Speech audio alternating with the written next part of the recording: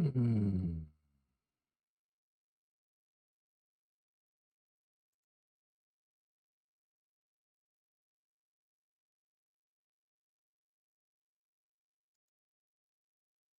And might as well record, huh? Might as well record.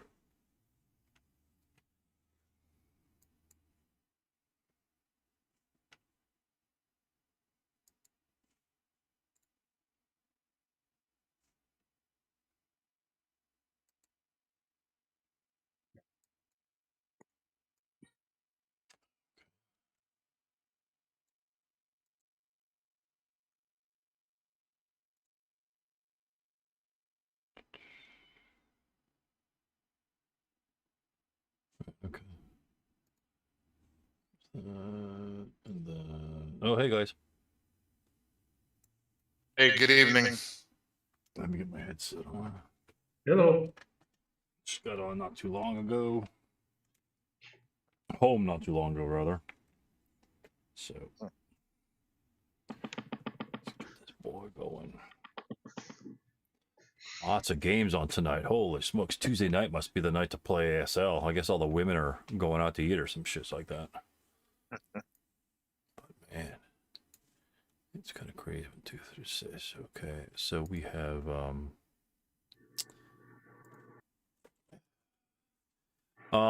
so does anyone have anything straight off the cuff they want to discuss? I have something. It won't take too well. It won't take too long, but I do have something that I want to kind of go over in terms of maybe player focus, things you forget, stuff like that. Normal ASL player errors. And so I'm going to use myself as an example, and because I am prone to many, and I think it might be interesting. Pretty much just like 3 little key areas. Yeah, 3 key areas, and they're similar yet dissimilar. So they are related, but they are 3 different facets of one's game that you have to make sure that you keep focused on. So if anybody had anything initially they wanted to go over, that will take priority, because this is about your guys' interests and things like that. Hopefully I'll bring up some topics that are interesting. So let me close my doors real quick. So go ahead and take a thought of that. Well, I will ask a quick question, just because I have it written down, and I'm not sure why I don't have an answer to it. Let me see here. Looking for. So, I mean, we'll have some time later, because you guys got something, Mark, for us? Yeah.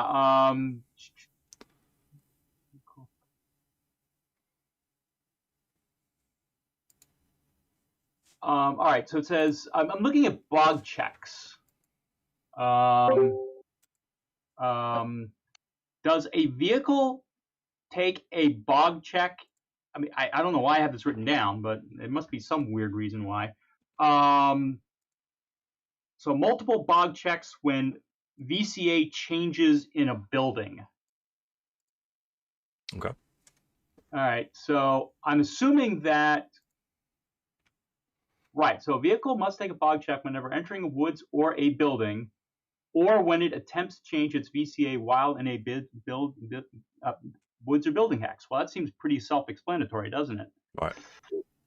And how many movement points does it cost to change VCA? It would cost 2. Yep. Because it's doubled. All right. Huh. I don't know. I just had this written down. I had this written down with a couple of the other questions, Patsy's, and that we talked about last week. But I don't know why in the world I would have written this down. It seems pretty well answered. I don't know. Straightforward. Yeah. Maybe it's one of those things. Maybe it was something related to that sort of thing. Yeah. Maybe it was something else. It'll pop up. Yeah, for sure. Yeah. I mean, as I say, I just kind of scribbled it down, but yeah, I have no idea why I would have asked the question, because it seems pretty well established there. But all right, well, I guess that's I guess that's the answer to the question. Yes. There you go. So I guess the answer is yes. Okay. What if you turn to fire, Mark? I think that's the one that's always confused me or wasn't clear in the rules, is if you have to actually, you're in a building and you want to turn your vehicle covered arc 2 hex spines to fire at someone.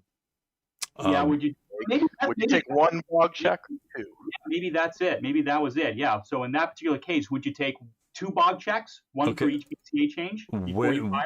What qualifies for a BOG check? Let's read the BOG rules. And this is where it might make a difference. So where's the BOG in SK? I'm looking for 7.6, page 25. 25. Yep. And everyone's got the digital rules, right? To SK? I mean, everyone should at this point. And that way, we could all spin to it. 25, BOG and ground pressure. Yep. Okay. Yeah. So BOG, VCA, all right. So vehicle must take a BOG check whenever entering woods or a building, or when it attempts to change its VCA while in a woods or building hex. So maybe that was the question. Maybe I just didn't have it all down. So let's assume that during defensive fire, let's say a Stug, in a building hex decides he wants to turn 2 hex sides to fire at a target. Changes vehicle covered arc 2 hex spines. Does he make 2 rolls? I'm trying to see a qualifier here in the rules. In SK, it might not have the qualifier. Okay. So the qualifier I'm looking for, and you guys that are delving into the ASL rulebook right now, is it required to expend movement points? In the first paragraph, it doesn't really say anything about expending movement points when it attempts to change its VCA in a woods or building hex. That's pretty clear. So that doesn't have any expend. The first part, a vehicle must take a BOG check whenever entering woods or building. So obviously they're expending movement points, right? Right. Or when it attempts to change its VCA while in a woods or building hex. Right. I'm not sure if that's an extension of the movement phase per se, but it really doesn't say that. I don't know what the ASL rulebook says in terms of expressions. It says, because the next paragraph, it says, if the final BOG check dice roll is greater than or equal to 12, the vehicle BOGs as marked on the BOG counter becomes stopped and must end its movement phase immediately. Mm-hmm.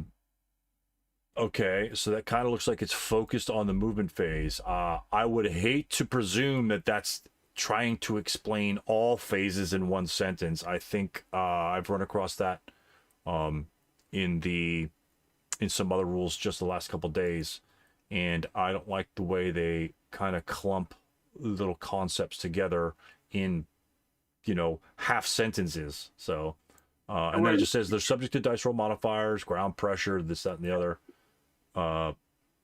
and then that's it. But let's see, in the final color dice roll, it's just freed. So by the apparent explanation in the, I don't see any BOG check examples right there. I might have some.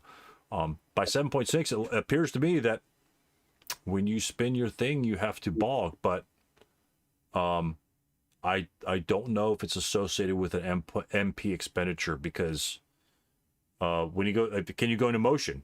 If you go into motion, is that considered, quote, entering or moving within a woods hex sort of thing?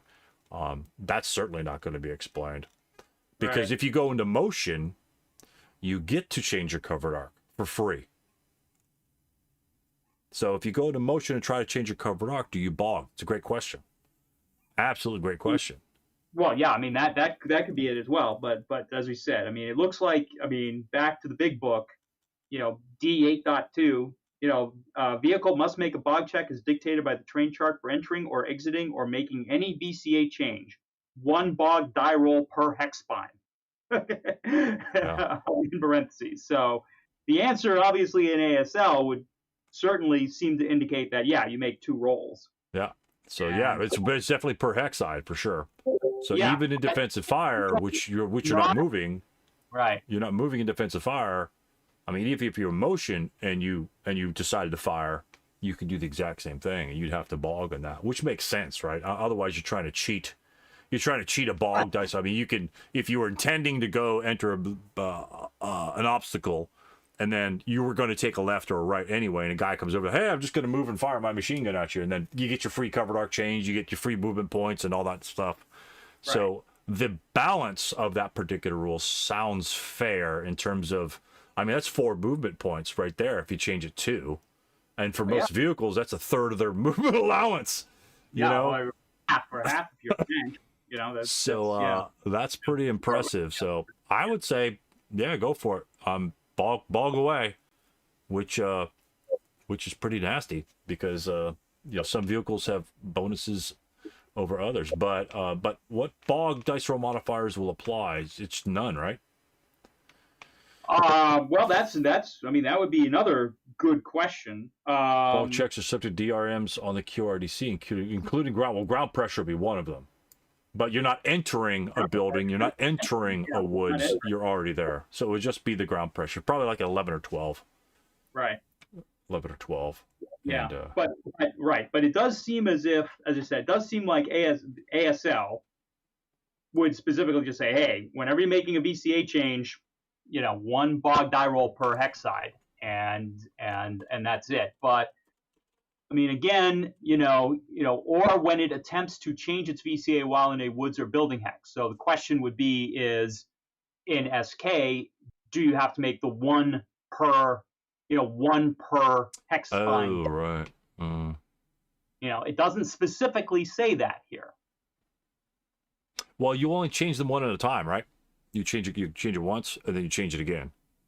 So it's not a full move. Like if you're defensive firing on a unit that's changing its covered arc, he doesn't spin the whole way around. He changes 1, and then he changes 2, and then possibly even 3.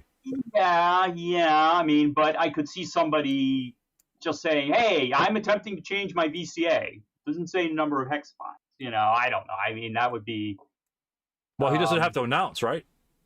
He doesn't have to announce how many hex spines he's changing. He just changes it 1 hex spine because you can only change it 1 at a time.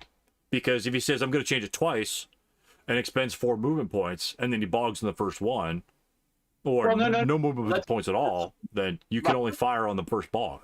Oh, yes. No, that I somewhat agree with. But let's say it's defensive fire. You're not expending MPs in defensive fire. Right. Right, but if he moves his vehicle covered arc and wants to defensive fire upon you, right? Right. He tries to move it and he bogs, his VCA doesn't change. Right. Oh, that's all true. But the question then is let's assume he wants to change in the defensive fire phase. He wants to change 2 hex spines. Does he make 1 roll or 2 rolls? 2 rolls. He's not expending any MPH. Right. There's nothing here that specifically says 1 roll per hex side change.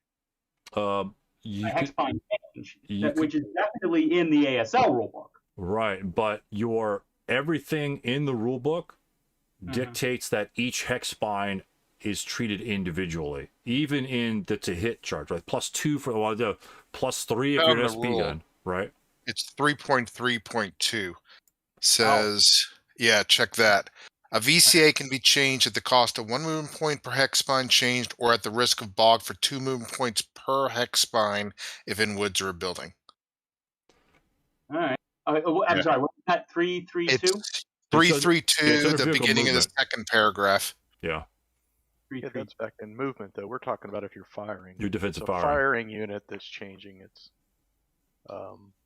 So let me ask a question then. This would be interesting. So let's assume that we follow the ASL rules and you have to make 1 roll per hex spine. What happens if you pass the first roll and fail the second?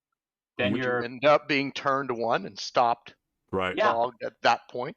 Right. Yep, that's exactly what would happen. That's exactly what the rule says. But the question right after that, are you considered a fired? Firing is in there. Are you considered a fired? Ooh.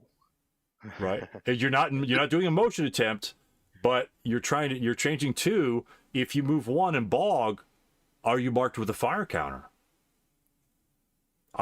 You didn't fire, right? No, that's maybe I'm thinking that you might be marked with the first fire because it's an act of firing, but But do you? I mean, you wouldn't roll for. I wouldn't think that you would roll for, malfunction. I mean, that would be pretty silly because you're not going to fire the gun halfway through. I'm thinking If you you might be never- marked if- with the first fire. That's a good point. If you never bring them into your line of sight, that would be harsh to put you under a fire marker. Yeah, but then you get to move for free again. Or bring them into your covered arc, I guess. Yeah, Yeah. that's true. Well, Well, you're bogged. Well, you're bogged. You're not going anywhere, right? Yeah. You have to get yourself But out I of guess the in the movement phase, you could attempt to unbog. Right. Yeah, So, so but that's a good fire question. shot, That's yeah. wow, yeah, that's a good. Are you considered if you bog? Well, I guess. Well, you're not going to hit him. I mean, I guess it's an automatic miss. I would presume that the unit is marked with an appropriate fire counter, whatever the counter may be, whether it's intensive fire, subsequent, whatever, first fire, final fire. If it's like a machine, I guess there's no difference with a machine. It's just going to fire. So I would presume that would be marked with an appropriate counter. But again, you could ask yourself, if I'm going to fire upon you, all right, so I'm going to change my covered arc 2 hex binds and fire upon you, I should have to announce what armament I'm going to fire upon you with, because if it's like machine guns first fired, right, then if I don't state, then what gets marked? Do all my weapons get marked first fired, or just the weapon that I was going to fire at you with? That's a good question. That is a really, really good question. Well, normally, as you said, normally you'd be saying, okay, I'm going to take a shot on this vehicle with whatever it is, and as part of that procedure, right, you change your VCA.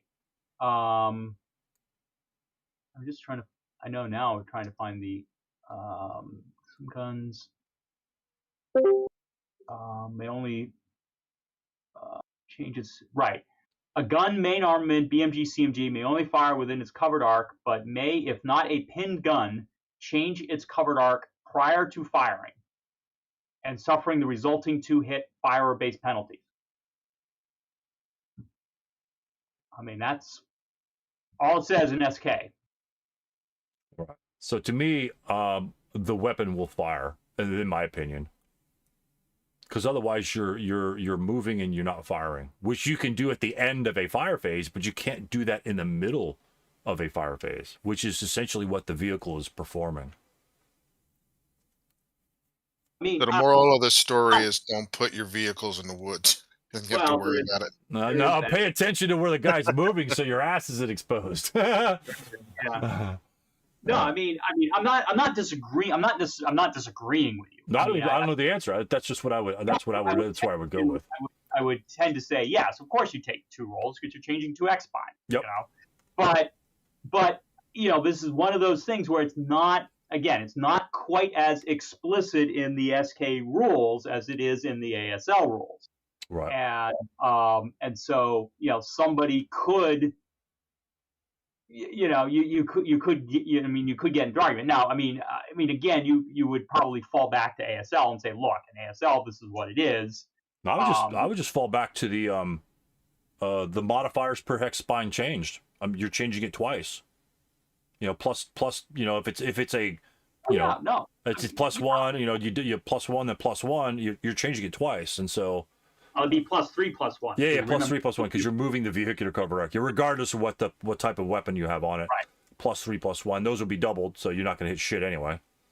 Right. You're looking at right. Plus, you'd be looking at +8 at that point. Yeah. So I mean, you could obviously make the argument that there's no particular way. But again, you may be desperate and you may be wanting to face your front armor to somebody coming toward you. So you might just not take. You might want to do it not necessarily because you knew you were going to hit, but because you wanted to change your VCA. Yeah. And and that's certainly is something. But again, I mean, again, it's one of those things that is not quite as explicit in SK as it maybe should be. I would assume yes, you take the 2. You take the 2 BOG checks. You got to pass both of them. If you pass one, you pass. Right for each side as it definitely states in the ASL rules, and I go ahead and fire. But But again, it's not, as I said, it's just not quite as explicit in the SK rules. Okay, go to motion status attempt 3321, page 13. All right, got it. 3, 2, Right 2, in the 1. Yep. I mean, right smack damn middle, right in the middle of the motion status and in the middle of the page. This will describe again. Because now since it's not really well defined, go with what a motion status would do, which is kind of the same thing, but not really. And if you may only take one motion attempt, yada yada yada, as long as it's not marked with the first final intensive, there is no penalty for failing attempt, but if successful, place a motion counter. Yeah, we're happy and excited about that. Except that if required by terrain restrictions, it must first pass a BOG check. Yep. So Right. A terrain restriction, yeah, and that would be dependent upon the number of hex sides that he would change. I would extrapolate vehicular movement in terms of a per hex, bounce it back to a per hex side status and that sort of thing. Yeah, sure, yes. I mean, it's one of those things that you could make a case, but again, it's one of those things that, like, little parentheses, in the BOG rules would make it pretty darn explicit, saying no, you can't do this. Okay, or yes, you have to make 2 attempts. Maybe that's what we were dealing with, and I just didn't get all the context in there. But again, it's just it'd be something that I would suggest to the powers that be at MMP. Just add that parentheses. In the well, I don't know. I mean, bouncing back to 332 in vehicle movement. I mean, you're but you're not extending. You're not extending movement, yeah. Well, later in that rule, it talks about for non-vehicle movement VCA changes too, though. Oh, really? I don't think. Yeah, Next if page? you look at the next paragraph, no, it's still on page 12. But I've been reading through it. It says a TCA VCA may also be changed without movement point expenditure as a result of firing outside the covered arc during any fire phase other than its own movement phase, or at the end of any fire phase in which it's still eligible to fire a turret-bound mounted weapon without using intensive fire. But it doesn't really. I mean, down below, it doesn't really say anything about a BOG check there, but it does address it. And I was, I'm the top of page 13. It still says it too.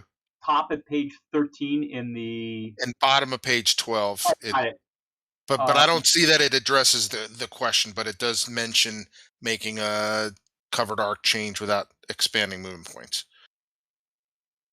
Well, the motion attempt is not a movement point expenditure, correct? Motion status attempt is not a movement point expenditure. Yes, and it also mentions BOG checks through VCA changes.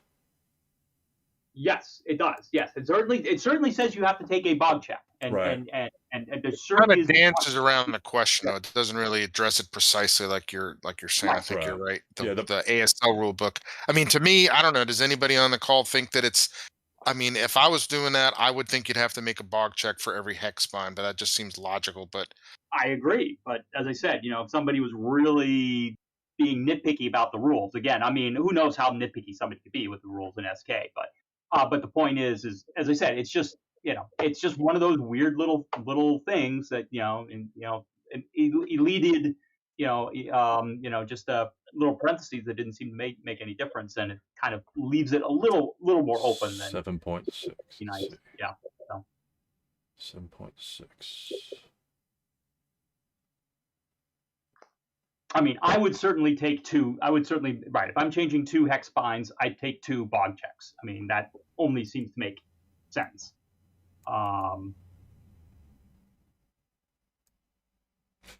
Yeah, I think it's just a facet of looking at the 3 or 4 different sections. I mean, it references 7.6 BOG and ground pressure, and that doesn't even say it on a per hex side basis. But then you would refer to it is, theoretically it's a form of a movement, and then it kind of just bounces back. Again, like you said, Mark, it's one of those things where, a parentheses including motion and defensive fire or some bullshit like that. I mean, because it would clarify it at one location instead of having to pull from 12 different rule sections, one-liners in the middle of giant, column paragraphs. Giant three. Yeah, I agree with you on that one. I found found something interesting, Stu. What's that? Guys, check 5.11. in 511. The big book. Oh, 511 in the big book. Which Yeah, section? C, Charlie 511. Sorry. Okay. Yeah, so it does call out that you do have to take one for turning to fire. Yeah. So they do specifically address that. Yeah, but issue. is it on a but it addresses it there on a per hex side basis, right? Yeah, it doesn't. I don't know that it's clear in that regard. But it Yeah. does say that you do have to take You're one. not 7.4, I think. In the D section it says, you make right. You're changing your VCA. You make one roll per hex side space, hex bind change. So Right. I mean, I don't see that. I don't see that there's any ambiguity in the ASL rules, and Right.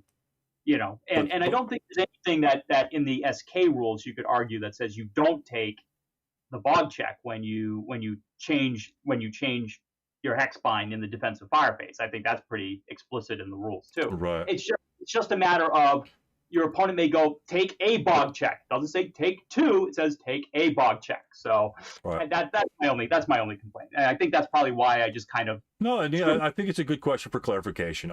Simply because, I mean, having to go back and go over 3 or 4 different rules and say, well, it's close to this, and yeah. where, like I said, I mean, I think that's one of the shortfalls of the SK rulebook where it can't really go. I think it relies on unfortunately, I think it relies on the players to have to even extrapolate and integrate the rules from different sections even more so than ASL. And that's a tall order, especially on the way it's organized. That's just a tall order. Yeah. You guys know that more than anybody else. So Well, that's true. We'll admit also that at least with regards to the way the system kind of organizes itself, the whole like, all right, you just deal with the infantry in SK1, and then you work with guns in SK2, and you work the armor in SK3. I think that's probably at least a way to help in that process. As you try to integrate, the rules in. But certain things I think do kind of fall. Maybe small things do fall out here and there. And I think this is just. I think this is just an example of just one of those small little things that probably just kind of fell out, and God knows it's not going to happen all that often. Well, really. it's one of, and again, I think this is an indication on the level of player that brings this question up, is that they have understood all these other rules, right? Yeah. They've got them down good, and now their mind is expanding to, okay, how am I going to incorporate these other rules? And that's where there might be some shortcomings, and we know the shortcomings. That's where there are shortcomings in the SK rulebook, which leads to questions which aren't specifically answered. And unfortunately, there's an ASL rulebook, which everyone likes to refer to, but that doesn't really answer a question from an SK perspective. Maybe there's only one role for an SK perspective. Hell, we don't know. I mean, because it's not quite perfectly defined, and but again, I don't like to infer things. I would much rather say, yes, you can do that. No, there's no way in hell you're going to be able to do that. Period. Not, oh, well, sometimes or occasionally, or, bullshit like that. So it's a good question. I think I fly it up on the Facebook site, Game Squad, Perry says or Perry doesn't say, whatever you want to do. I think it's a good question. Solid question. Yeah. It's an interesting question. Speaking of Perry says, actually, I don't know if this is perhaps not quite the right forum for it, but ended up with kind of an interesting situation with regards to hazardous movement. Okay. And so for those who are unaware, hazardous movement in SK basically only applies to manhandling guns. Right. So you manhandle a gun.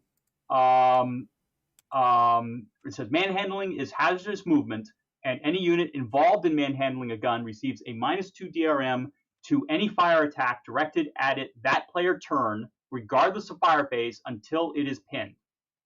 Okay.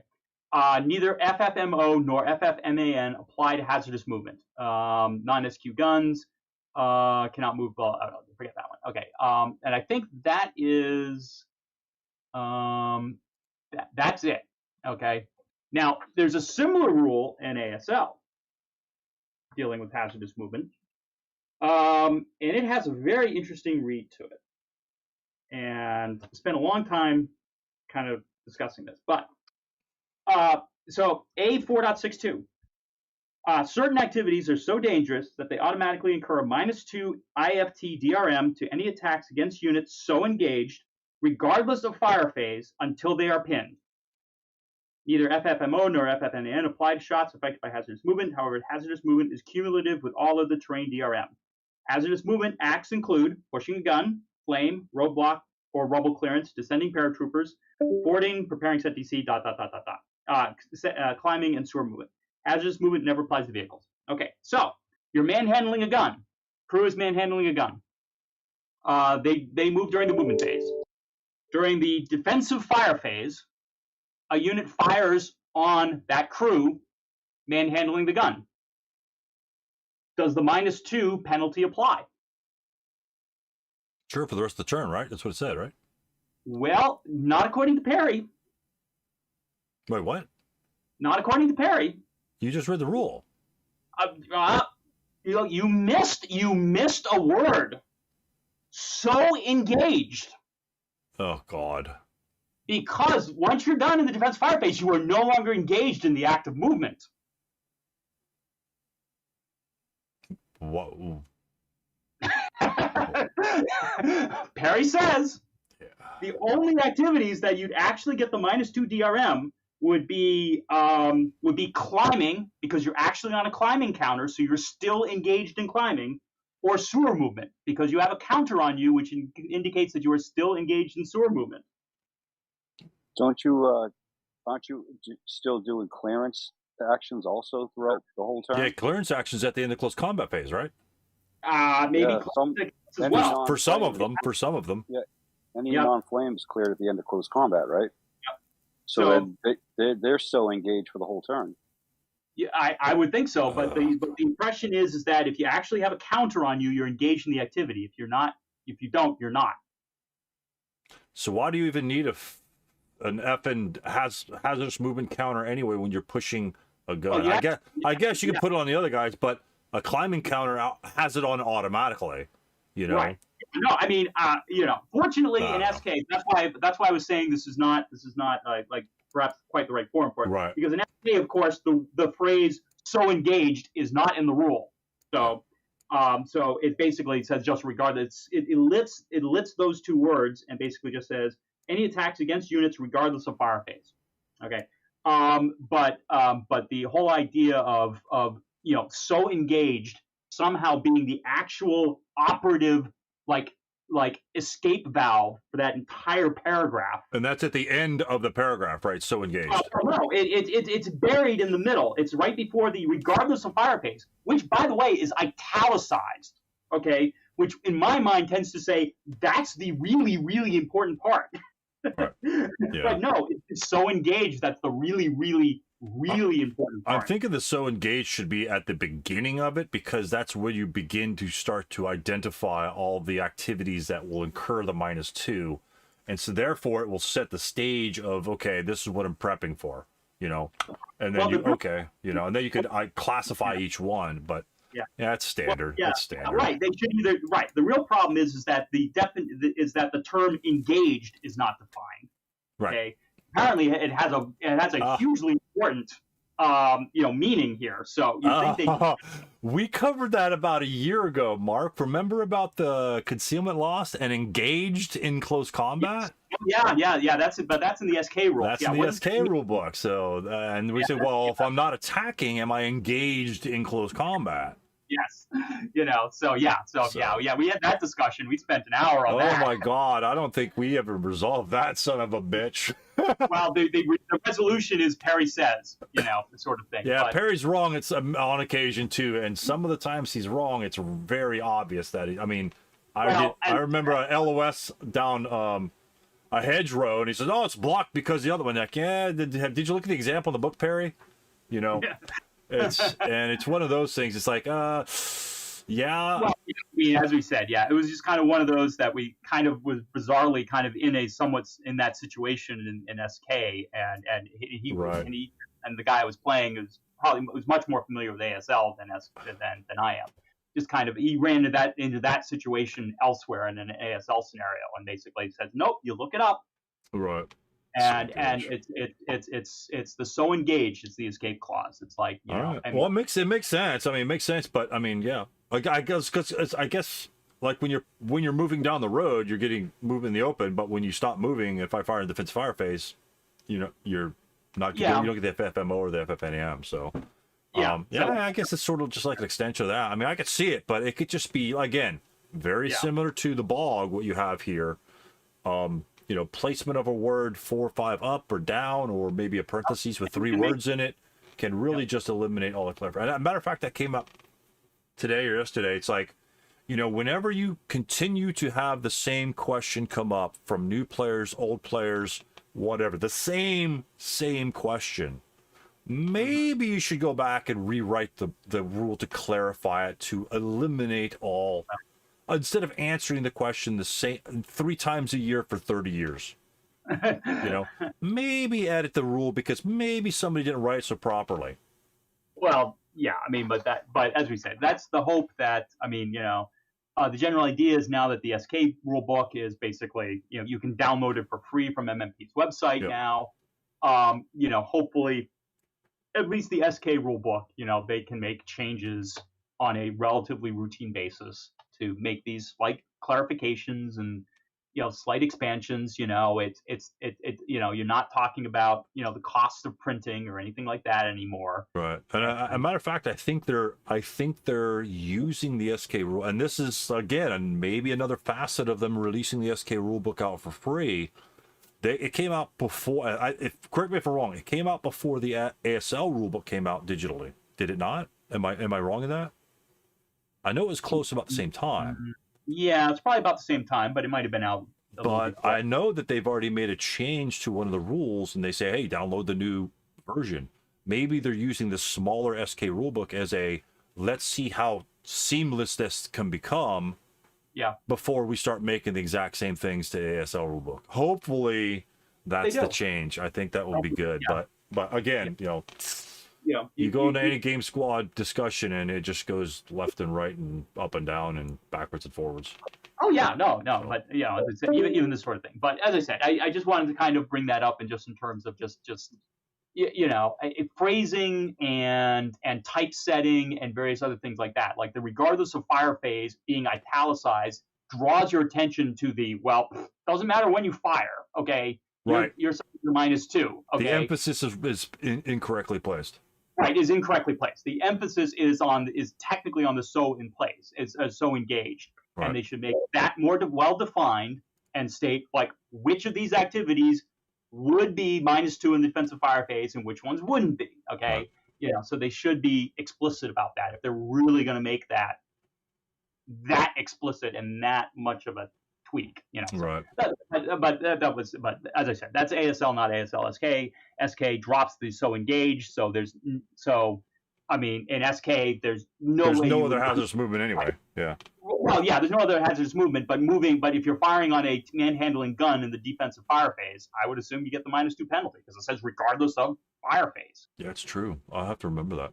That makes sense. Makes sense. Yeah. So, you know, right, cool. You know, so I mean, again, in SK, not many people tend to drag their guns around that much, but you know, sometimes you have to, and it's you know, and it's you know, it's a trick you should know, and but that's the downside. You're gonna take that -2 if you're running around in front of other squads. So, right. So there we go. Okay, so that's it for me. That's all I had for the week. Just a really quick question. I just signed up for the ladder, so I saw your answer. Thanks. One of the items says the goal is to play at least 2 games /2 MO. Is that 2 games twice a month, or what's the goal? I don't quite interpret that. Where did you read that from? It's in the document that's in the ladder, like ladders The consider sign the up for ranking ladder? system. Yeah, and it just says the number 3 says the goal is to play at least 2 games / 2 MO for each ladder year. I'm assuming that's 2 games / 2 months for each ladder year. I don't know what that means, I guess is what I'm asking. I'm trying to find it. Oh, it's in the Like like to get the vassal and playing on Discord and saving log files and stuff like that. let's see. I'm Well, just trying to figure out, obviously you like, can play as often as you want, but the idea right. the idea is just kind of be active, but not necessarily be. If that's your question, I mean, you're not going to get kicked off the ladder if you don't play any games in 3 months. I mean, it's as simple as Okay. that. That's not the point of the ladder. The point of the ladder is to, again, it's not.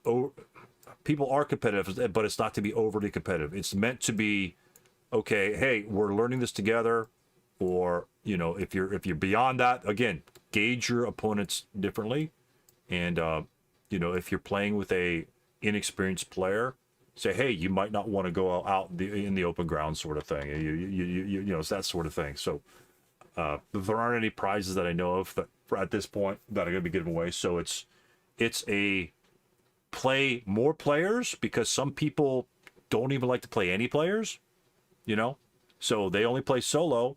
They don't like to play any players. This is hopefully trying to get, okay, you've played solo or whatever the case may be, or you don't have anybody in your neighborhood, or you don't know anyone, and join the ladder and feel free to engage these other players. Hopefully they won't treat you like an ant and just destroy you like a maggot, and then just ground you on the ground. That's not the point here. And if that does happen, if you guys are getting if one guy refuses to say, hey, do I take a BOG check when I change 2 hexes or 1 hex, and he's just silent like a rock, that's not what we're going for here. We're going for discussion, just like we're doing here in Tactical Tuesday. We're going for discussion, for clarity of the rules. The games are just a medium in terms of exhibiting those rules, not I'm not going to show you what I know versus what you don't know, and that sort of thing like that. And so it's more, it should be attuned to that. But when people hear ladder, people hear tournament, this, that, and the other, they automatically default to super competitiveness. It's just a ladder to keep track of your wins and losses. They don't really mean anything. Again, the point of it is to play and to learn as you're playing. And if you're helpful to your opponent during the game, then you will both learn from it, because you'll see him perform things more effectively, or actually correctly, like pushing a gun down the road and getting shot, and then you having a hazardous movement discussion on it. That's key in understanding it. I mean, that's exactly what Mark pointed out earlier, and that's the whole point of it, is to get the rules right and then enjoy playing the game as it is, because a lot of players are far from getting the rules right, and when they actually do go to like a tournament in Atlanta or Seattle or whatever like that, they go there and they get destroyed, and they don't know what the deal's going on because they've played a rule wrong for a while. And it's just an open say, hey, I'm not so sure that you can kind of move your vehicle there, or this, that, and the other. I'm not so sure that the guy can pick up that HMG and fire it, that sort of thing.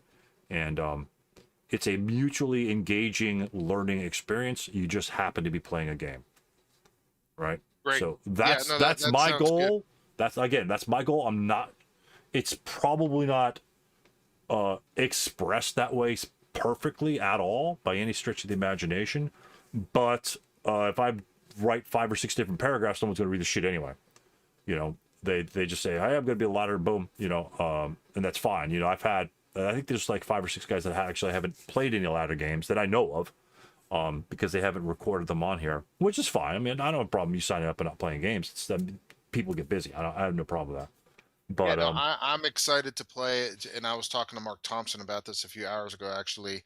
I mean, I'm actually interested in playing ASL. I've played ASL before. I'm actually playing a couple ASL games now, but I want to get some more reps in. It's what I found out is a lot of the guys that play, like, when you logged in, you made the comment that there's like 100 games being played right now. And sometimes I work from home and I'll log in sometimes in the middle of the day, just I'm curious to see. And, Right. and a lot of times there's tons of people playing. And what I've experienced, I live in the Atlanta area in Georgia. There's a lot of people here, but most of them are retired. And I've been trying to get in games with these guys, and it's like, yeah, I can play Tuesday from like 9:30 a.m. to, it's like, no, I'm working. I'm not retired. So, Yeah, um, exactly. yeah, and so it seems, so it seems like a lot of the guys out here, correct me if I'm wrong, it seems like there's maybe more of an even mix of some retired and then a lot of guys that aren't, that, understand that, I can't, you can't play on a Wednesday morning. You're looking for like this Right, time of night or on the weekends or something occasionally when right. the family permits. So cool. Yeah, I just wanted to make sure that I didn't know what the rules were, so I just want to make sure that, like, if I didn't play 2 games in a month, that I was gonna get kind of a letter like my homeowners, telling me I got to mow my lawn or something. So Yeah, thanks. exactly. Well, keep your lawn mowed anyway. But Yeah, but yeah, but yeah. So if you're actually kind of geared towards the ASL anyway, then yeah, you probably know at least the ASL rules better. I don't know if, well, yeah, you said you've played 25 SK rules, so you know that there's a big difference yeah, between yeah, the two. So yeah, yeah, yeah. I mean, I've played in that, and again, that's what I was asking Mark, because he was waiting to play his game with I can't remember who he's playing, whoever he's playing with, but Kurt or, but I was just concerned that if I started playing starter kit again, then it would kind of, for lack of a better word, like pollute my mind with like the starter kit version of the rules versus the other, and I'd kind of muddle myself up. And I'm thinking, I don't think the rules are that different. I think like the combat table's a little different, but pretty much it's just that there's more rules in ASL than there are in Squad Leader, and I just think the benefits of playing, and the guys out here seem pretty cool. Uh, you know, seem to outweigh me just trying to, take a day off from work just so I can play somebody that's right, retired here in Atlanta. Just right. not really I feasible. think I think as long as you play SK and ASL concurrently, you'll be Yeah, fine. If you strictly go to SK, say for 6 months to a year, yeah, I actually had that problem. I played for SK like 6 months to a year, trying to get this sort of thing going, being before this even developed, and I mean, I even forgot how to entrench. I mean, it's as simple as that. There's just, when you stop using a lot of the esoteric rules that just don't pop up all the time, the little itty bitty stuff, yeah. then you just forget them, and it's like being away from the game for a while. I mean, yeah, you got squads and things like that, but it is different. But as long as you mix them, not a problem. You shouldn't have a problem. Okay. You know. Well, thanks. Yeah, but just don't try not to when you're playing your SK games. Well, in ASL it says this. Yeah, yeah, Yeah. yeah. So I mean, it's because different games. yeah, because half the time it's excluded, and half the time, oh yeah, we meant that. So, and again, like Mark was the perfect example, is what you heard right at the beginning of the episode, are situations like that where it's perfectly not stated. So was that excluded, or was that a mistake? And so we don't know that. And that's kind of the idea behind that. But yeah, you should be fine. Yeah. And Cool. but yeah, just know that, if you have some guy having difficulty with his game, just say, hey, you might consider dropping smoke before you cross the street or some shit like that. I mean, because I can't fire on you here, because that's all there is to it. And it's just to help better play to get a better play, and therefore, if people are playing better, they're having a better game, better experience. They'll play it longer, and they'll play it. You'll have more guys in your Atlanta area, because more guys are coming up and coming. Say, hey, I know this guy in Atlanta. He plays a lot of SK and stuff like that, and ASL at the same time, and he's a cool Yeah. dude, and it will get around. It will eventually get around, and that's kind of what you want anyway in any gaming hobby or in anything that you do, is to promote it positively.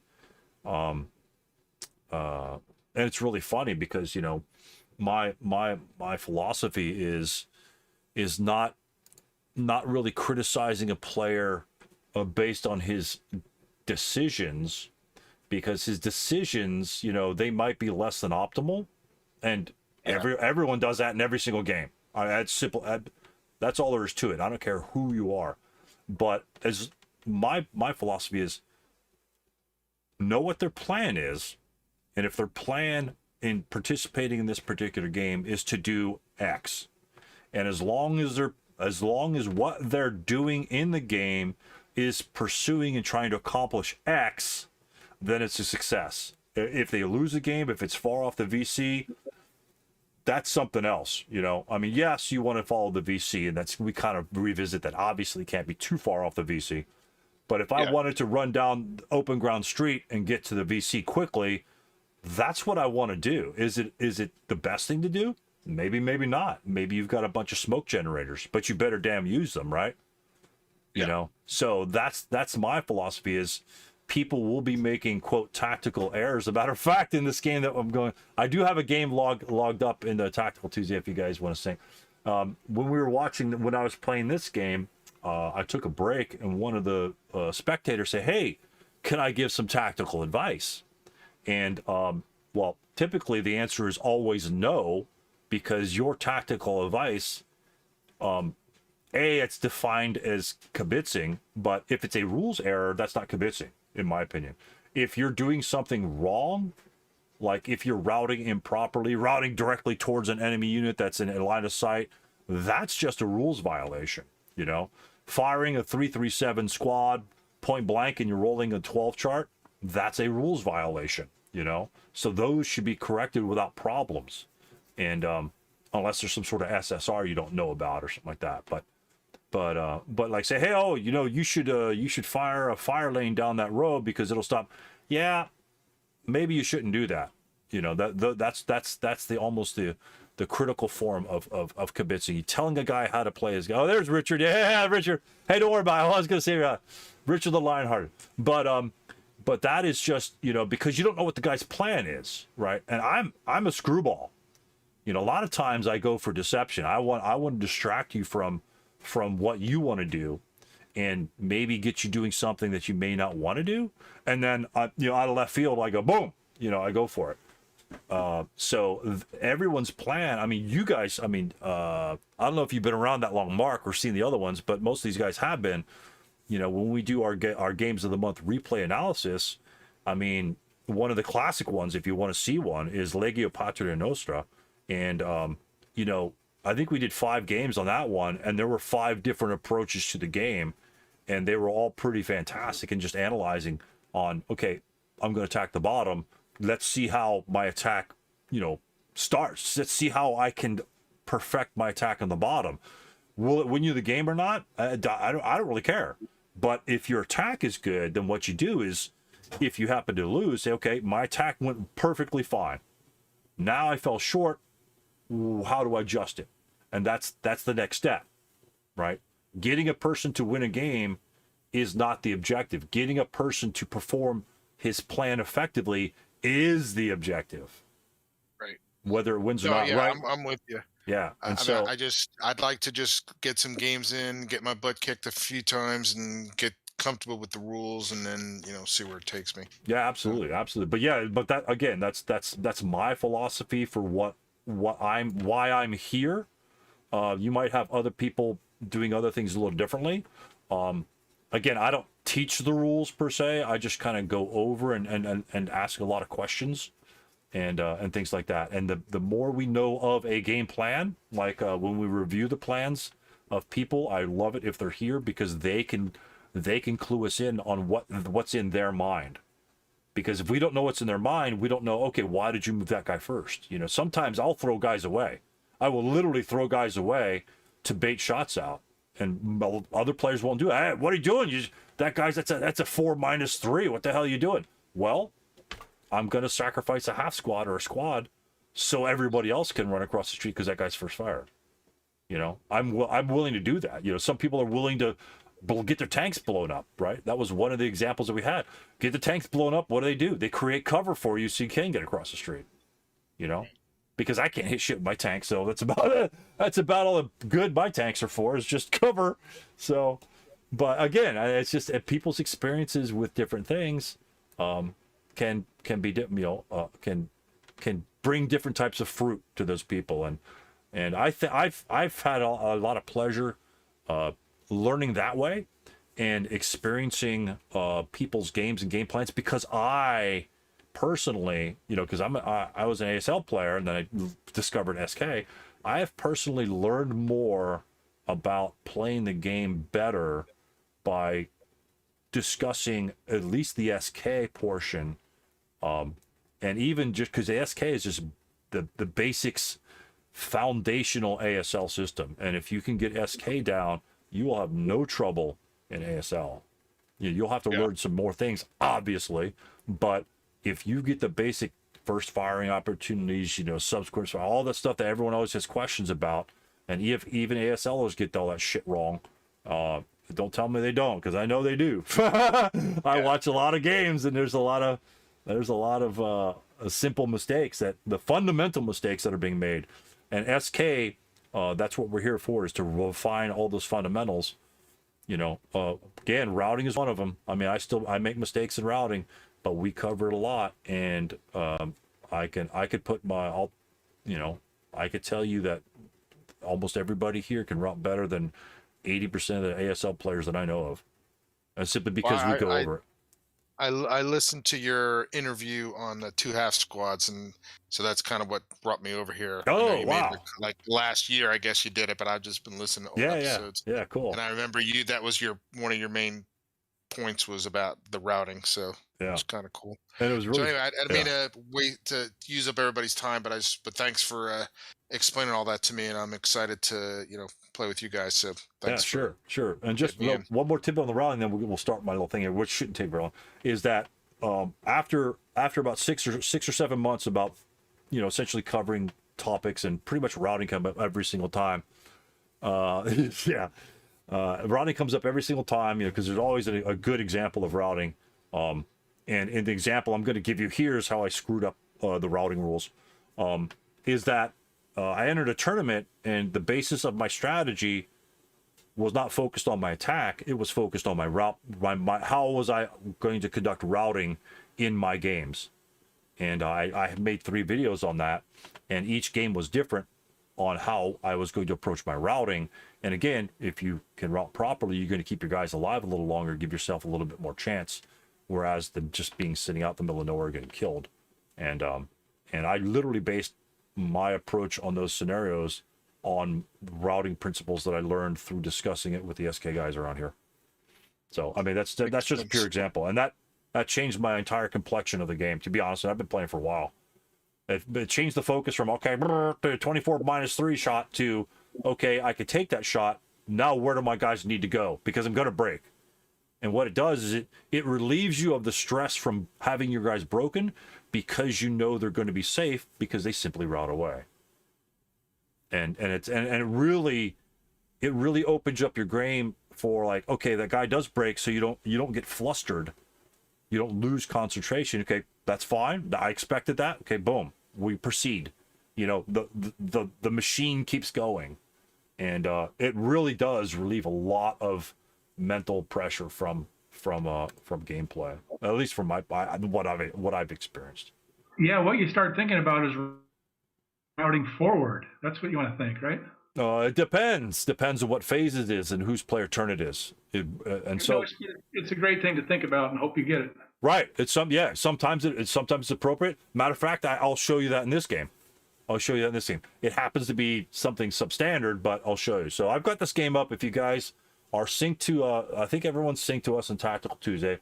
I want to show you. This is the topic of this is, I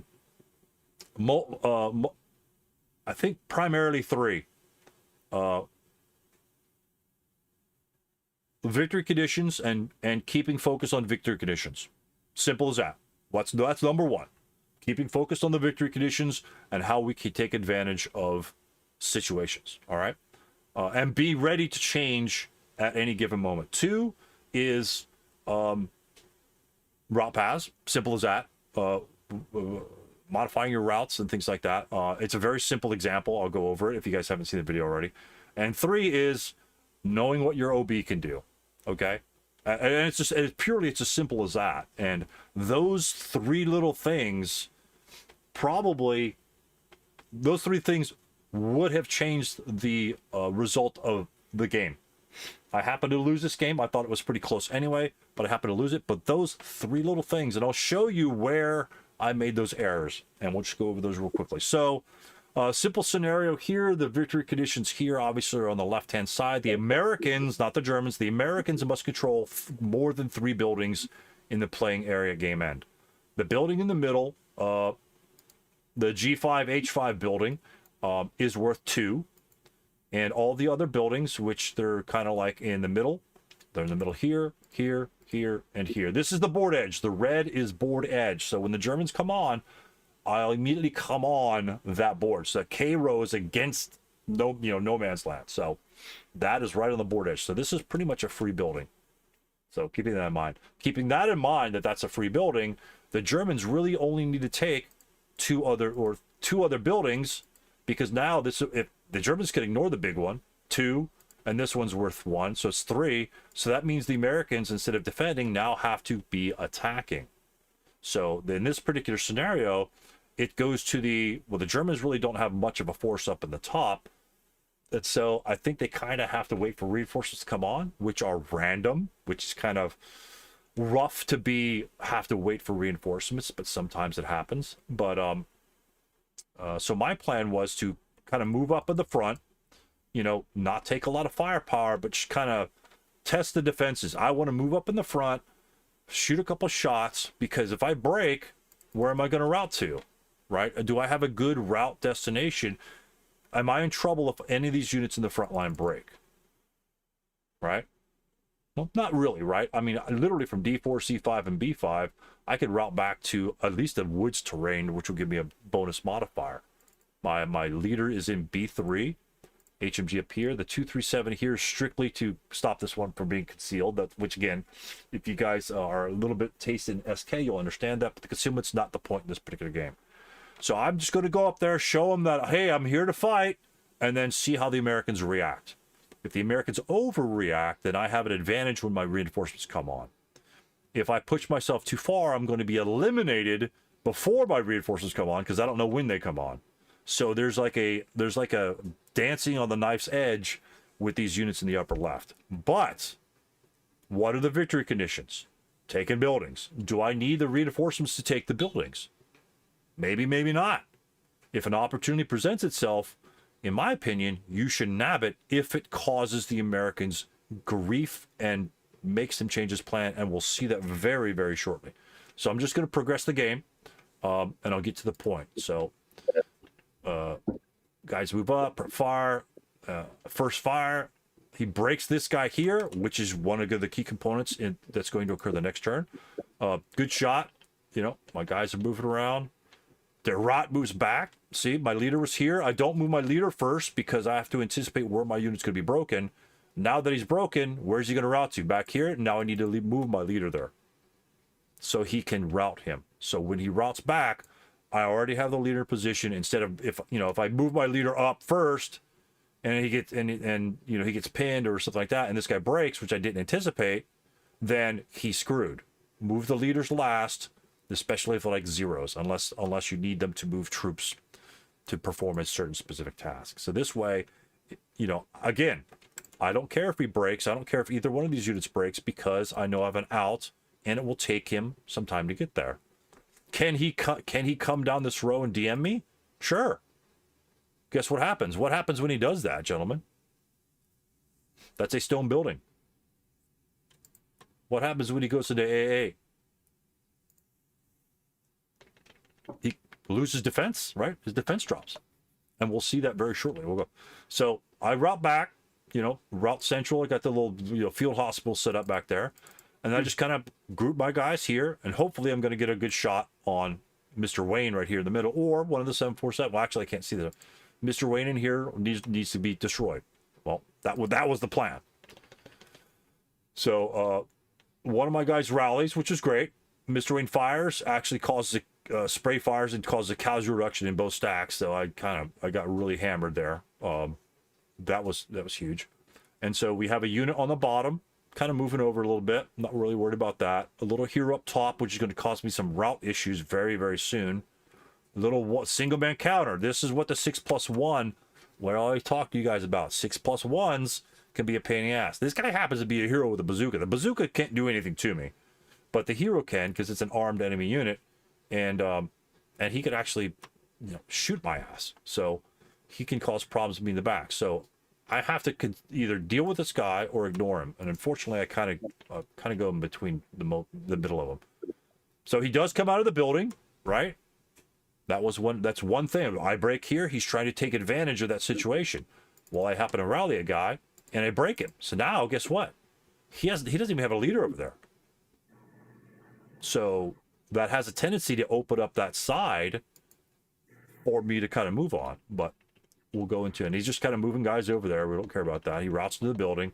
It's the only place he can do it. His leader moves away, which is good. I don't have a problem with that. He's prepping it. See, the guys have to stay on the right side because he doesn't know when my reinforcement's coming in either. If he moves all those guys to the right, then he's going to lose the big building. So it's like I say, he's got to defend both sides. So it's pretty interesting. I do, and matter of fact, I shoot on this guy, and he fails a morale check. He was a broken 337. I got a lucky shot. 6+3. I get a lucky shot, and he fails a morale check. He's dead. Now, guess what? Nobody's even over there. And what did I say before? I knew I would get K8. Now we got B8 and B12 that are open. And we got a medium machine gun waiting for us to pick up. He's got one medium and one squad that could defend that sort of approach over there. We have lots of units. So we've got this unit and these guys. So right here is where I should have said, well, I moved my 237. I counter-exhausted him. He drops down. He attacks me, drops down a fire lane. We don't have to worry about the fire lane. But he malfunctions his weapon, so nothing happens. So I'm close to the objective. So what could I have done to push the Americans at this point? This is still the movement phase. Tell me what I could have done. Remember,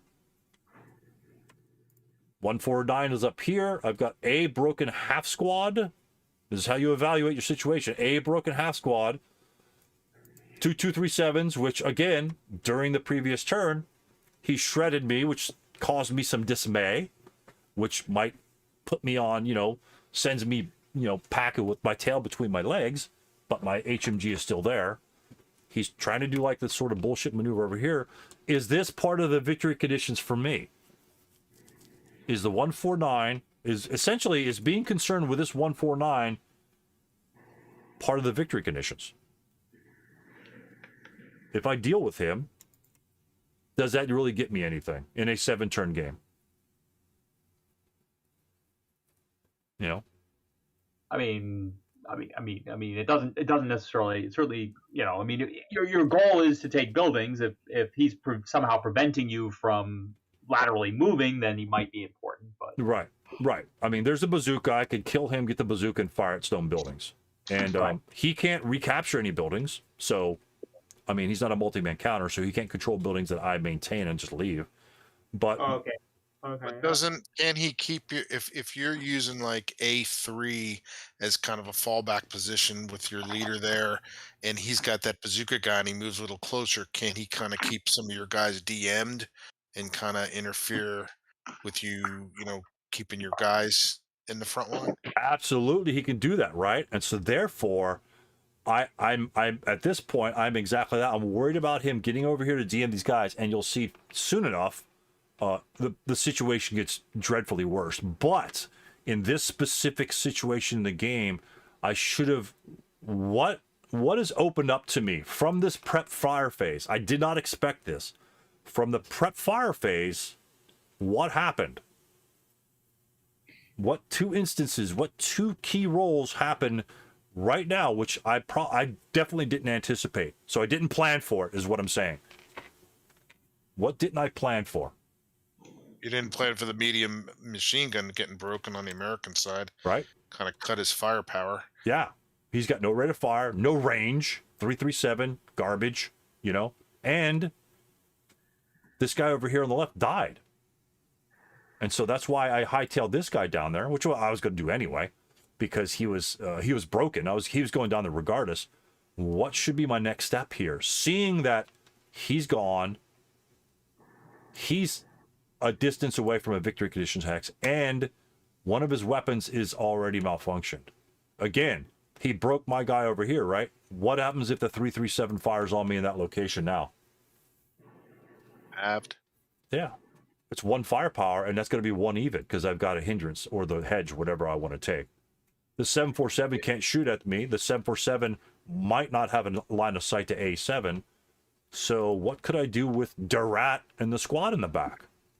Seems to me that you should pivot on the heavy machine gun that you have and kind of shift your center of gravity down towards B7 and don't worry about having those woods there because you'd have the stone building isn't that a stone building in B7 that you might be able to recover in and maybe just kind of shift all your guys south and then run away from the bazooka. That way you don't have to worry about it later. Right, absolutely.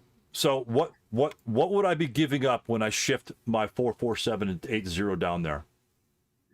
The HMG we'll get to in a second. So you'll say, hey, you're abandoning your HMG. We'll get to that in a second. So we would be abandoning the half squad, right? Yeah. Because he'll most likely move on him. Because that's why he's moving up here. That's the entire intention for him to screw me over. Victory conditions aren't based on losing units, so Right. I mean, is it really that big of a deal? And you still got all those reinforcements coming in, and if you're putting pressure on the Americans and you're taking the buildings away, then if you make them attack later on in the game, then I think you're in a better position. I mean, you got a heavy machine gun and you got tanks coming in and stuff. Right. So what I should have done in this case was moving the 80 to the 447, and technically I could try to grab the LMG, but that's an ASL rule.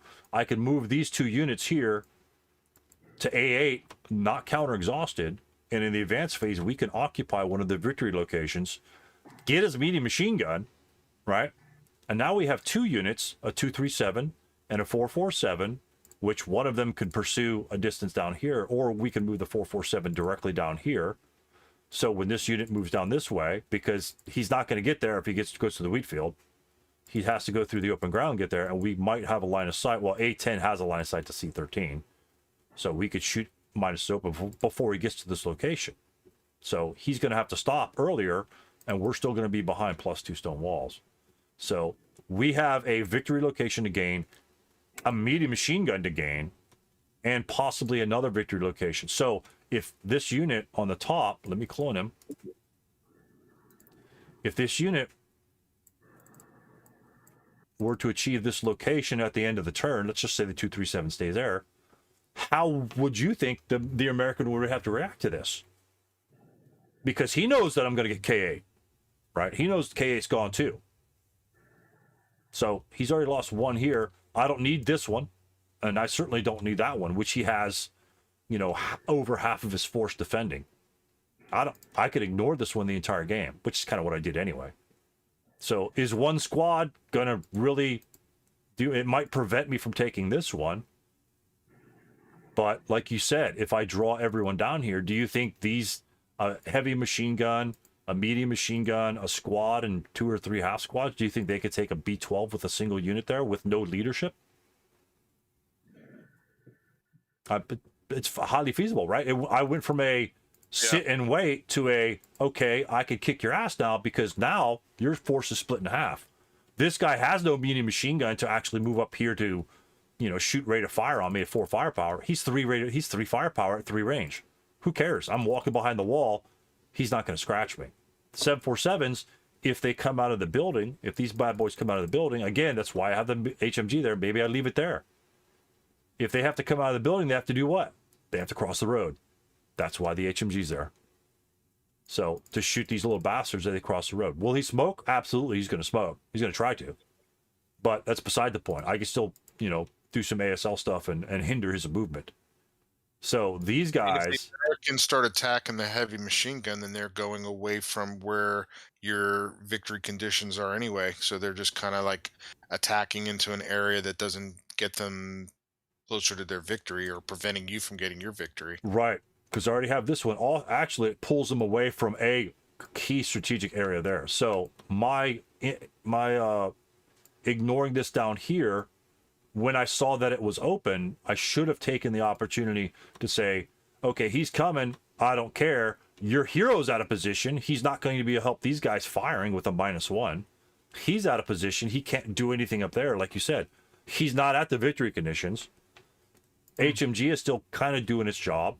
This guy's going to move. He can't move very far because it's already set on card exhausted. But these guys can make a huge impact. One squad, one leader. Forget that this guy's dead. I didn't rally him, but we can really change the motive of the game. And he has a half squad, probably a full squad, and a leader, the only leader on the map. He does have a hidden 10-2 and a 747 and a bazooka, but I don't think he's going to be in this back corner. Most likely he's going to be here. I actually put him here and here during the game, if you watch the replay, but that's beside the point. But anyway, you see an opportunity which may have not have been there before. And I've covered this with routing procedures. If you break guys you didn't anticipate, and then, hey, wait a minute. If I double time a guy over there, I can get rid of those units. But that opportunity wasn't there until after those guys had broken. You can't rely on a guy breaking. This guy failed. This guy failed. That's huge. That's huge. So I should have seen that and taken advantage of that. I did not. So we're going to burn through. So I just kind of moved him up, kind of get him in defensive positions and this, that, and the other. Again, my 447 here is just cowering in the back because I lost another half squad and just defending against the hero, which, to be honest with you, he's not really doing anything. He's just not really doing it. He's not going to stop the hero from DMing those units. And look what happens here. He charges the 237, which failed to pick up the medium machine gun, mind you. He's got a 337 here, and he's bringing reinforcements. Again, if I had the 447, the leader, and the 237 there, this doesn't happen. He's not there. There's no way he can make that move by any stretch of the imagination. And again, this guy's down here, right? He's going to reinforce the area because I've kind of cracked that side, and his leader comes over, and I happen to fire on his leader and get a super lucky roll, and guess what? He loses the leader.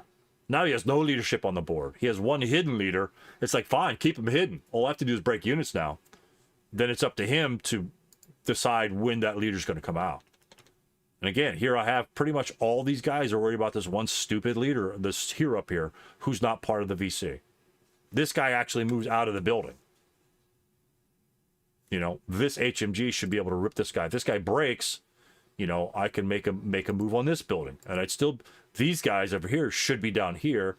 And this guy now, because he's moved, which is what he has to do, he has to move for the area and counterattack. Now it opens this. But I didn't make the decision to do that, so it didn't leave me in a good position. And we'll just fast forward through there. Yep. Move my squad up, and his hero breaks my squad with a 1 down 1 shot. And my HMG's in good position because it's not restricted by covered arc, so he could fire in all directions. I don't want to take a giant, massive firepower shot here, but I think I end up taking an advanced fire shot. So again, see how the complexion changes. He'd have all these guys here would have to be moving over this direction. These guys wouldn't be threatened. They'd still be covering the road. But now I'm just in a corner, and my reinforcements haven't even come on yet. Haven't even come on. That was a turn ago. My reinforcements come on now, and imagine if I was in a good position in B8, and watch how far my reinforcements go. This son of a bitch, he goes one more hex, but he actually ends up in E9. So I have 2 548s that can be reinforcing this area at this time. And do you think 2 548s and another squad and a leader and a machine gun, and this guy's got a machine gun, do you think they can handle a squad and a half squad? Hell yeah. So a very big missed opportunity right there. So we're just going to continue. Again, that's just to show you that my reinforcements came on, and boom, he's over there to be able to change the game. Although the HMG was trying to do some damage up here, he failed to break the half squad, and they end up breaking. They all just die for failure to route. They're all adjacent to enemy units. They have to route this because this guy's unbroken, and they just all die in one turn, which just leaves my 548s. Here again, I pretty much thought that the enemy was there because that's where I would put them half the time, and sure enough, he is there. 10-2, big boy 747. I do have the advantage in close combat in terms of just numbers. He's at 1 to 2 -2. I'm at 1 to 1. He actually does ambush me. He rolls a 10 on close combat, gets no damage. I roll a 4. Unfortunately, it's only a CR, and it does CR his squad instead of killing his leader. And then, you know, certain things in ASL allows him to leave close combat. So we're not going to get into that. But so this is the situation here. And then we proceed. He breaks my leader with a bazooka shot. I break a squad there. Again, breaking this unit. Does breaking this unit really do anything for the Germans? Considering the 10-2 is over here. Does breaking this unit really do anything? What did I say about units being broken? Can I react to this broken unit when he moves this guy up here? If he breaks, can I pursue him? Not really, right? The only thing that breaking this unit does is it allows him to route to H8, which the 10-2 leader is going to route to anyway. So, I mean, it does break him. Yeah, sure, it breaks him, takes out of the battle for just a little bit. He might roll a high number not to rally him. I might be able to take advantage of that, right? So, that's the kind of concept behind that sort of thing. This guy over here does break from a sniper roll. We won't go into that. So again, his force over here is pretty much non-existent because I broke this unit because he moved out of the building. You know, we're coming back. I broke him coming down. This guy's moving here, and this is just a half squad. You know, with a machine gun. He couldn't find the HMG, so he just moved instead. So I was really, and so he routes up that way, which is a fine route. And this guy routes there. So here is where the routing problem comes in. I failed to create half squads, which was part of my plan. Again, my plan kind of fails in what I wanted to do. So I see this guy over here. He's not DM, so what's he going to do in the next rally phase? The 10 morale leader. What's the 10 morale leader going to do in the rally phase? I'm sorry, where? I'm sorry, where? H8. Right here? Yeah. Oh, yeah. Okay. This is his only leader in the game. Mind you, this is his only leader remaining in the game.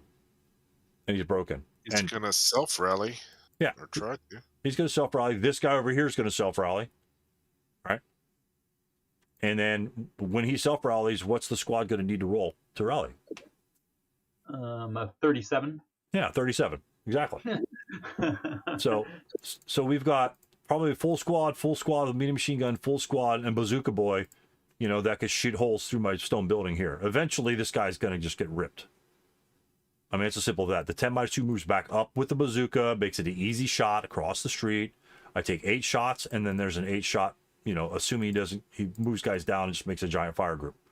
And I've got 3 more turns to be able to take punishment from that. My tanks haven't come on yet, and they may, I don't know when they're going to come on. So, but I do have grasp of the building. And so what I wanted to do is I wanted to deploy this unit into 2 half squads, move 1 half squad over here just to DM him, you know? And I said, oh, if I could DM him and then move units here, right? Then he would die from failure to route. Well, there's a problem with that. If you clear the map and you put a guy in J7 and you have a broken unit in H8, can he route if I have a unit here? He obviously can't go here or here, so he has to go in one of these 3 directions. He can't go to I8 because that's going to the enemy here. He can't go to H9 with ASL rules in place. He can't go to H9. We're just going to say that. So I9, can he go to I9? Is that an open ground hex that he'll be interdicted in? When let me proceed to the point. Damn it. And this is where I screwed up the route. So I DM him.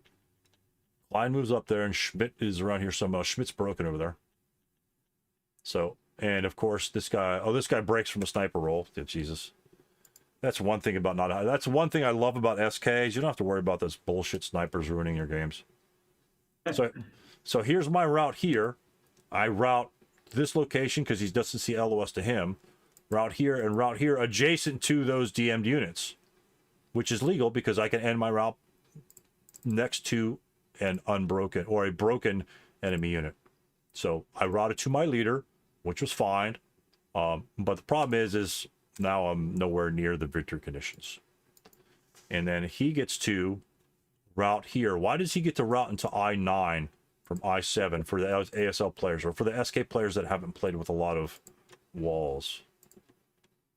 Well, isn't that still a hindrance? So that's I was going to say concealable terrain. I guess it's not, but it's cover. It's cover. Yeah, it's cover. He gets a +2 from this bullshit wall, right? Yeah. He gets a +2 cover from that bullshit wall. So I moved my leader and my squad over here to do nothing because he gets to route away anyway. I could have just ignored him and just fired on him and just DM'd him from that location here. And then all of these guys would be over here, you know, closer to our destination over here. That way, even if my leader dies or one of these other guys breaks, I can route this direction instead of this direction. And I route into a victory location. I'm taking interdiction. Why? Why am I taking interdiction there, guys? If this stack was broken with a sniper check, and we're over here, if I break sniper check here, let me clone this too. Okay, this guy might move over there. He might not, but let's say he's going to route. Let's see, he goes up here because you can't see these guys. So he goes up here. He takes interdiction. Why would I want to take interdiction instead of low roll? What am I looking at on that interdiction roll? Oh, you're looking at, you know, an 8 -1 because the leader gets to assist. So it's a 9 to be pinned. You know, you roll a 9, you're pinned. If you roll a 10, you're gone. So you get basically a 1 in 6 chance of killing your leader, and a 5 in 6 chance of getting to the building. Right. Pretty good odds. And I'm going across the street into the building. Do I control the building at that point? You do not, because the only good order unit is a single man counter who cannot control buildings. Right. But as soon as the unit rallies, or if the unit rallies, then the instant he rallies, then you control the building. Right. And so many of you might say, hey, Stu, but he's just going to DM the living shit out of you. Right. What do I need to rally that DM to 548 in this situation with Klein as my leader? 6. Yep. 6. Not too bad. That's what I needed, this little bastard up here. Plus, I have covering fire, so he really can't get to me unscathed. I mean, he could try it, but he's going to take some shots. Plus, you know, in the movement phase, my leader can steal the LMG, but that's you know, the American's turn is next, which is a big difference in there.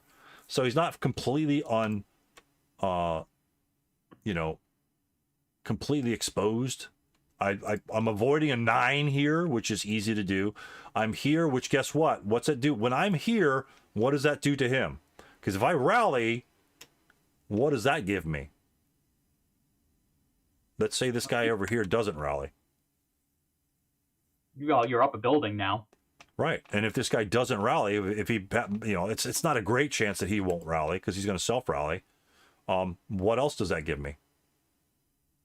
You know, this guy will be DM'd. And most likely he won't be able to rally much after that. He could then stay here until this unit rallies. Or hopefully if this guy rallies, he just DMs this guy if these guys just run away, which they might. And then this guy simply moves down here and obtains the second building and the final building. Mm-hmm. Right. And and so that's what I was looking at here in terms of screwing this up. These guys could have done the DMing. I thought incorrectly that I could eliminate those units and get rid of his final leader. I mean, it's a great deal to do because then he doesn't have any leadership, and my AFVs haven't even come on the game yet. So the AFVs just come on and start shooting in certain areas, and he can't risk breaking because no one's going to rally them. And there won't be any time for any self-rallies. He's going to have maybe 2 self-rallies. That's not going to work. Considering I'm in this position. Again, a screw up on my part simply because I screwed up the routing of that particular unit. And then, so that's the routing portion I have. And the final portion, what I screwed up is I moved these guys here. Well, in the advanced fire phase is where let's say this is the advanced fire phase. Okay, these guys are over here. These guys fired on this guy, right? So they, 8 firepower plus 2. What else can they do to that unit, which I failed to do? Remember, we're talking OB. Think OB. What can these Germans do to this unit behind the wall?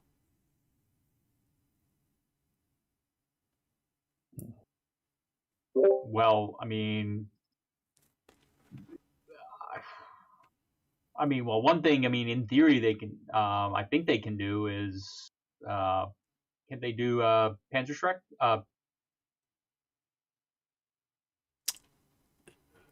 The only thing that can do.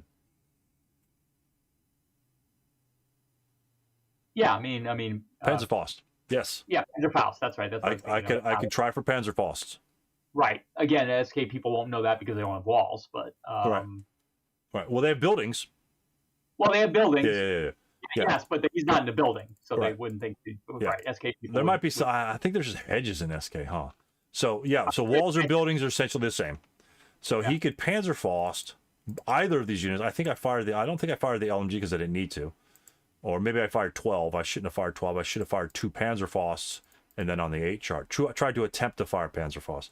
Again, he put the Panzerfaust on the right-hand side for me to remind me that I have Panzerfaust. And I just simply ignored that. So if I fired there and got a 16 chart and that guy breaks, this guy never ended being broken in the entire game. He had 2 level morale checks. He's rolling 4s 3 different times during the game. He never broke, which caused a real pain in the ass because I really can't move freely down this way. I mean, I can move across here with some smoke. I'm not worried about these. Honestly, I'm more worried about him than these guys. The 747 with a medium doesn't have a line of sight to the building. He has to come out and play in the woods, and he still doesn't have a line of sight. He has to get into shitty terrain, which, guess what? I'm at +3. He's at +1. He has 8 firepower. I have 8 firepower. I'm winning that. On average, I'm winning that engagement. So he cannot come out of the building. And so this guy is already right in my face, and he doesn't want to break during the game. So, and then both of these stacks would have been broken. They both would have routed to I-10. And at that point, I could break them again. And then they route to over here, and that's turn 6 or 7. And by that time, this guy is still going to be under DM. He has one chance to rally and make a break for either this building or coming back over here. But again, screwing up the route, screwing up the leadership, noticing that I had an opportunity to break open the game because I kind of ignored the victory conditions. You know, I was more worried about saving a 2-3-7 half squad versus getting a victory conditions and really opening up the game. And then when I got flustered because I didn't deploy the son of a bitch here, and I said, oh, I'm going to kill his 10-2. I got focused. I got honed in on killing that tiger. I'm sending everything against that tiger to kill it. Well, guess what? Is this 10-2 part of the victory conditions, gentlemen? He's not. Yep. He's not. Matter of fact, you know, he won the game. This son of a bitch was down here the rest of the game. He routed to G12. He didn't even need a leader to win the game because of my miscues earlier. He didn't even need a leader. All of a sudden, he just keep in DM. And that's exactly what he did anyway. But I pulled all my guys out of position. You know? I focused on something I should not have focused on. This is what I should have focused on. A broken unit down here is what I should have focused on. You know? Can I get to this unit from just a leader? You know, 2, 3, 4, 5.5, 6, 7, 8, maybe. Maybe. I could like do some bypass, but that's not SK. But he might be able to get down there to DM that guy, and then he's kind of screwed, right? Again, 1, 2, 3. That's all I need. I just have to sit there the rest of the game, and my tanks haven't even come on. Then my tanks come on, and guess what? I know where his bazookas are because they're not hidden anymore, and we just freaking park them. You know. Damn it. We could just park him here, and this guy could just come over here and just freaking park right there. He could make it over there in about 1 turn and just park right there and just defend them because they can't really move and attack because they're SP guns. They're not going to hit shit. They do have smoke, and that's what I was hoping to use them for, is to drop smoke, but they came in late. So the tanks were ineffective, but I didn't need the tanks to win this game.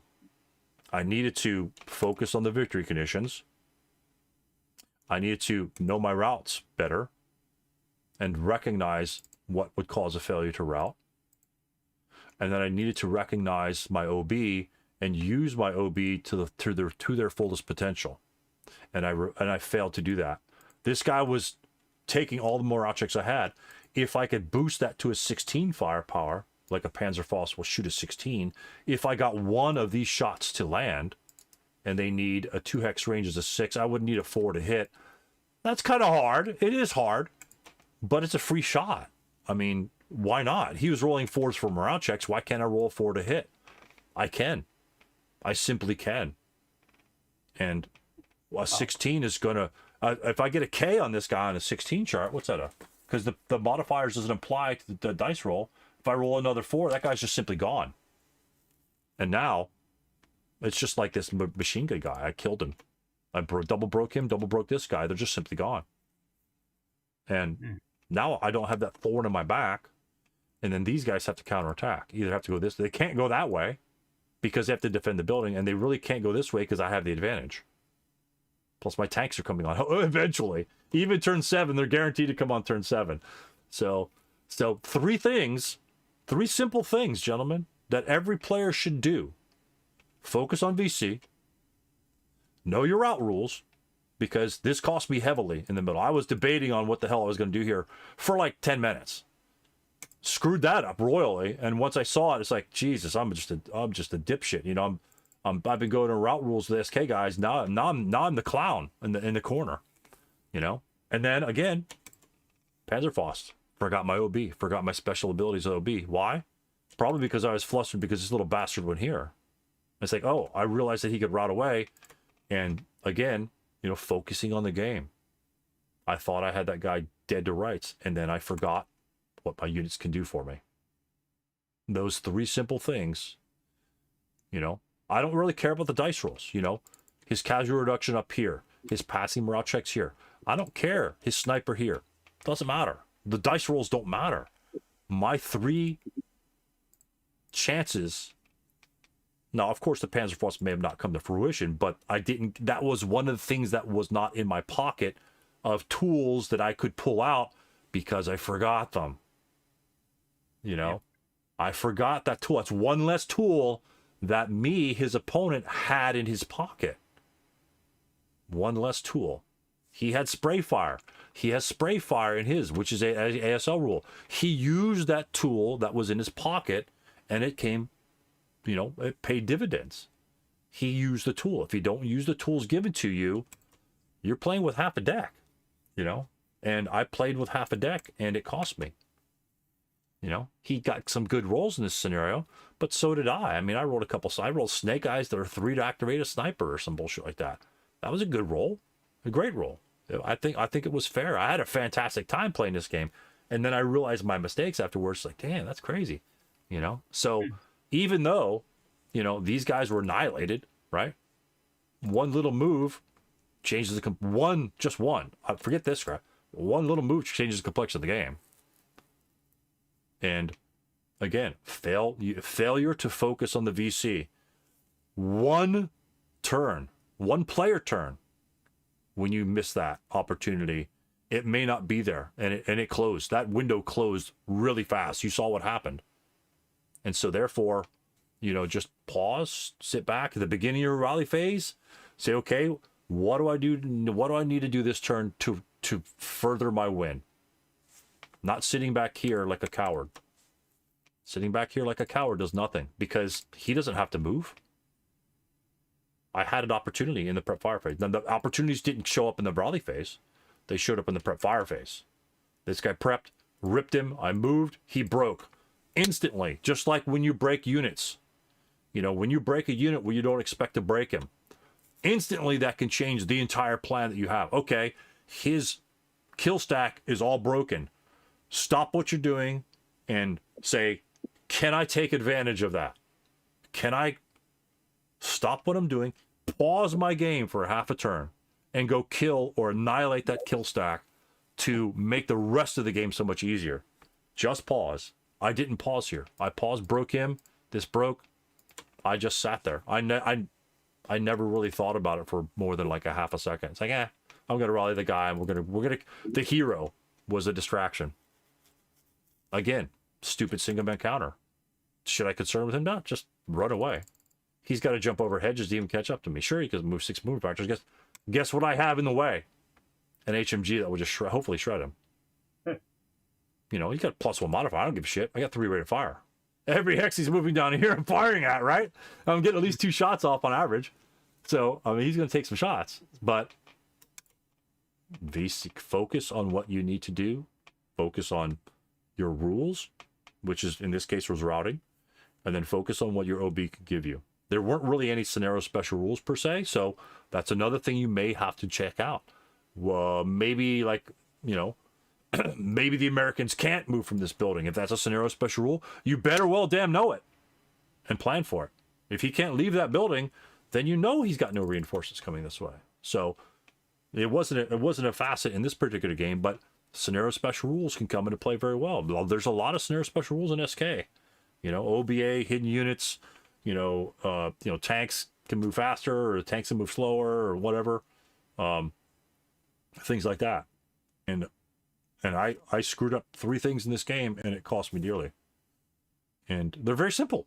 Just pause, take a look at it, see what develops, and then proceed. You know? And this is every single game at ASL. You guys will experience all of these facets in here. Something happens, something changes. You might screw up a rule. You might forget to use a mortar or an LMG or something like that, or whatever. Forget a rate of fire. That's one thing. You might forget a rate of fire in the heat of the moment. It happens. It happens all the time. Especially on LMGs. I mean, Jesus, how many times you get rate of fire in LMG? Rarely. But sometimes it happens. So boom, make yourself a note. So, but that's kind of my lesson for the day. I finished this game like last week. And it's a very good, very solid, just standard game lessons that you can apply to make sure that you are performing what you wanted to do. And again, like you say, everyone's got a basic plan, but some things can make that plan change for the better. And the one thing that didn't change was my leader. I didn't move my leader. And that's all it took. That's all it took to... I would have been I was completely defensive. I would have been completely on the offensive. It would have flipped the coin over. And then he would have had to react to me. And when he's moving guys down here, where's this HMG going to go? It's going to go right over here so it could shoot all these little bastards trying to take my building back.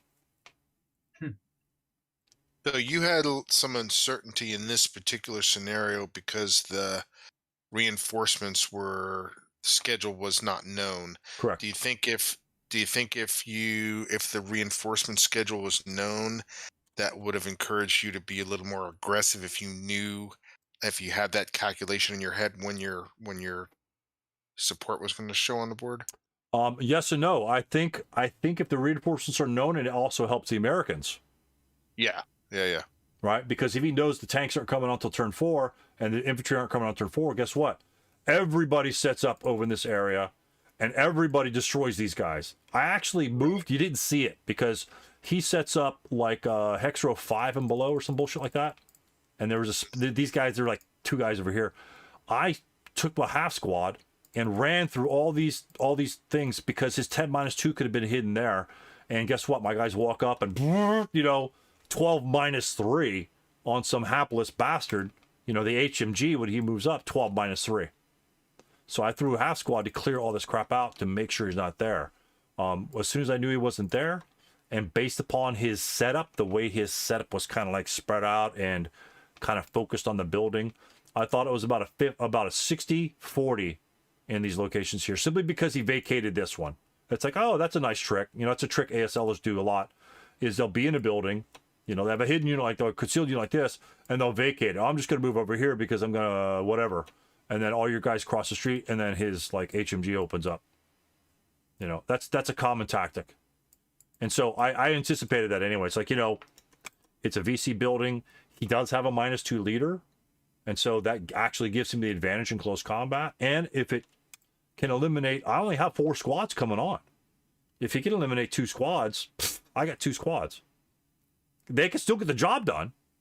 You know, if I had done what I did over here, they could still get the job done. As you saw, these guys are way over here on turn 1, or when they came on. And then my tanks come on, which he doesn't know when they're going to come on.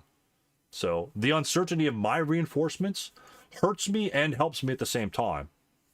And I was thinking about that during the game. It's like, God, not knowing these reinforcements going to come on really sucks. You know, I anticipated them on, you know, at least one of the units by turn 5, and that's what I got. I got one of the units by turn 5, and then but that essentially freezes his units, especially if my infantry come on first. You could choose the tanks or the infantry to come on, and I chose the infantry first. And I think I'm a little bit better with infantry than tanks, but in this case, obviously, I wasn't. But it freezes these guys in the middle. These guys essentially can't leave this building because it's 2 points, and I already have this one. And if I get this one, then he still loses, which kind of makes yeah. Go ahead. I'm sorry. I was going to say, you listen to, like, I listened to, you know, what you're talking about here, and I think this sounds like a cool scenario to play, but I think that pretty much most ASL or starter kit scenarios are cool to play. I think it's more the occasional dud than, you know, the occasional good scenario. So it's kind of looks like I'm not a big critical hit fan, but I looked it up. This is a critical hit scenario. Yeah. It doesn't look like it's been played that often, but it looks like it's a good one. Yeah, I like it. I didn't expect anything from it. Again, critical hit. They've produced some really good stuff. It depends on where you got their stuff. So, and that's why I'm trying out some of the scenarios. This one, pretty much if you actually look at the full map, it's a rip-off from map number 6 from ASL. It's just adjusted a little bit, but this is just half the board. And looking at half the board, first of all, it goes to 13 hexes. And then just this particular type of scenario, I'm kind of on, I don't really have an offensive capability early on per se, you know, in terms of like a large force moving around. But then again, neither does he. I mean, he's got some units that can react, but he can't react. He can't overreact. And that's kind of what he did. Because he had all of his infantry right here, remember? He had E4, E5, and the wall advantage, and my guy was over here, and he had a 337 here and his hero here. He had 5 units over here out of his like 8 that he started with. If my guys did he share with you what his strategy or what he was planning on trying to accomplish in the game after the game? Not exactly. We were discussing the game overwards, and just in terms of how it can ebb and flow, in terms of, you know, both sides are kind of attacking and defending at the same time. You know, it's kind of like the Americans can attack, but they better know that they're out of position if they want to pursue the Germans, which could be a German tactic in this one. Sit back and wait for your reinforcements to come on, and then do a 2-pronged attack. You could do that, but you don't know when they're going to come on. You simply don't. And so that essentially means you have to do something with these units, because doing nothing might not get you anything. In this case, you know, I killed a half squad here, and eventually his leader died before my other reinforcements came on. So I kind of peppered him up a little bit. You could afford to lose these guys because it's kind of a small map. There's mobility's great. And you can kind of get to where you want to almost you can get into any of the victory conditions in 2 turns. Easy. And there's enough, you know, there's not a lot of elevation, so you really can't see over anything. There's a lot of spots where you can just run around, and you run around freely. I mean, you got hedges, hedgerows, woods, you know, lots of LOS blockages or these hindrance where mobility is allowed.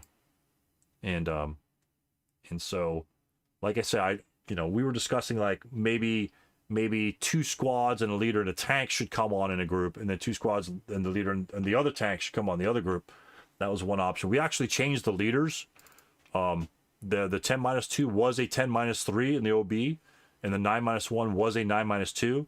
And in that case, considering the terrain that you're in, it might be a little bit stronger than necessary. I mean, a 9-2 here, if he did the same spray fire, essentially allows you to attack 2 hexes. Well, now you're talking a 2-1, and I'm looking back at an 8+3. This is going to shred every single time. And the 10-3 leader's can hit anything in a stone building. So with a bazooka, he's going to have the bazooka anyway. And so he's going to have that 8 firepower attack along with everything else. And the Germans aren't going to be in any stone buildings. As they're moving around the map, they're going to have maybe +1 terrain at best. And the 10 -3 and the 9 -2 is just going to shred that. And simply because the lack of units, I have 8 units total, I think. Just the 10 -3 could just roam around the map, just hunting people down and killing them. And since the tanks don't have turrets, if the 10 -3 moves to your side, you got to pivot +3, and you're buttoned up because you have to be buttoned up. The other one's actually CE, so 10 -3 against that, he's 6 -1 and get your CE crew. That's pretty stupid. It was really funny at the end of the game. Let's see it proceed. At the end of the game, I overran a guy here in F10. I don't think let's see here. Some of these guys are, I don't. Yeah. At the end of the game, oh yeah. Smoke. Yeah, I smoked this guy here. At the end of the game, and of course these guys rally at the last turn of the game. I tried to hope, I was praying that he wouldn't roll a 6, but he did. So I overran this unit here and actually broke him. What you can see on the map. So I broke him. I didn't get my smoke discharger because I rolled a 7. I should have added a +1, but it was pretty weak at that time. And I lost a unit over here, and then I drove my tank in because the game was already called because my half squad broke. I had a chance of winning, even to the point where all my miscues. And so I said, let's just see what happens if I drive my other vehicle along the route path and see if I can get past him. Because if I drive behind him, then I can do it. So what happened is I drove my tank up to here, and then he took the hypothetical shot and he rolled a snake eyes on it with his 6 firepower. So it would have stunned the vehicle and then recalled it. So it was pretty hilarious through the game, and then roll a snake eyes right at the last shot against a tank. So that was kind of like the piece, the cherry on top of the cake or whatever like that. So icing on the cake. Yeah. So, but it was like I said, even though my miscues, I still had a squad and the leader, which I actually deployed, and so I tried to run them over. I think one guy got like annihilated, and then this guy broke for like a normal morale check on a 1 firepower fire lane. So it happens, it's not a big deal. But I had potential to take this building and then maybe snag that one later on, because I could have gotten this tank, like I said, I could have gotten this tank in a position like this or something like that to guard against the 10 -2 coming back. It's not the perfect defense, but he could have been there, and I would have still had my 3 buildings, even after all that bullshit.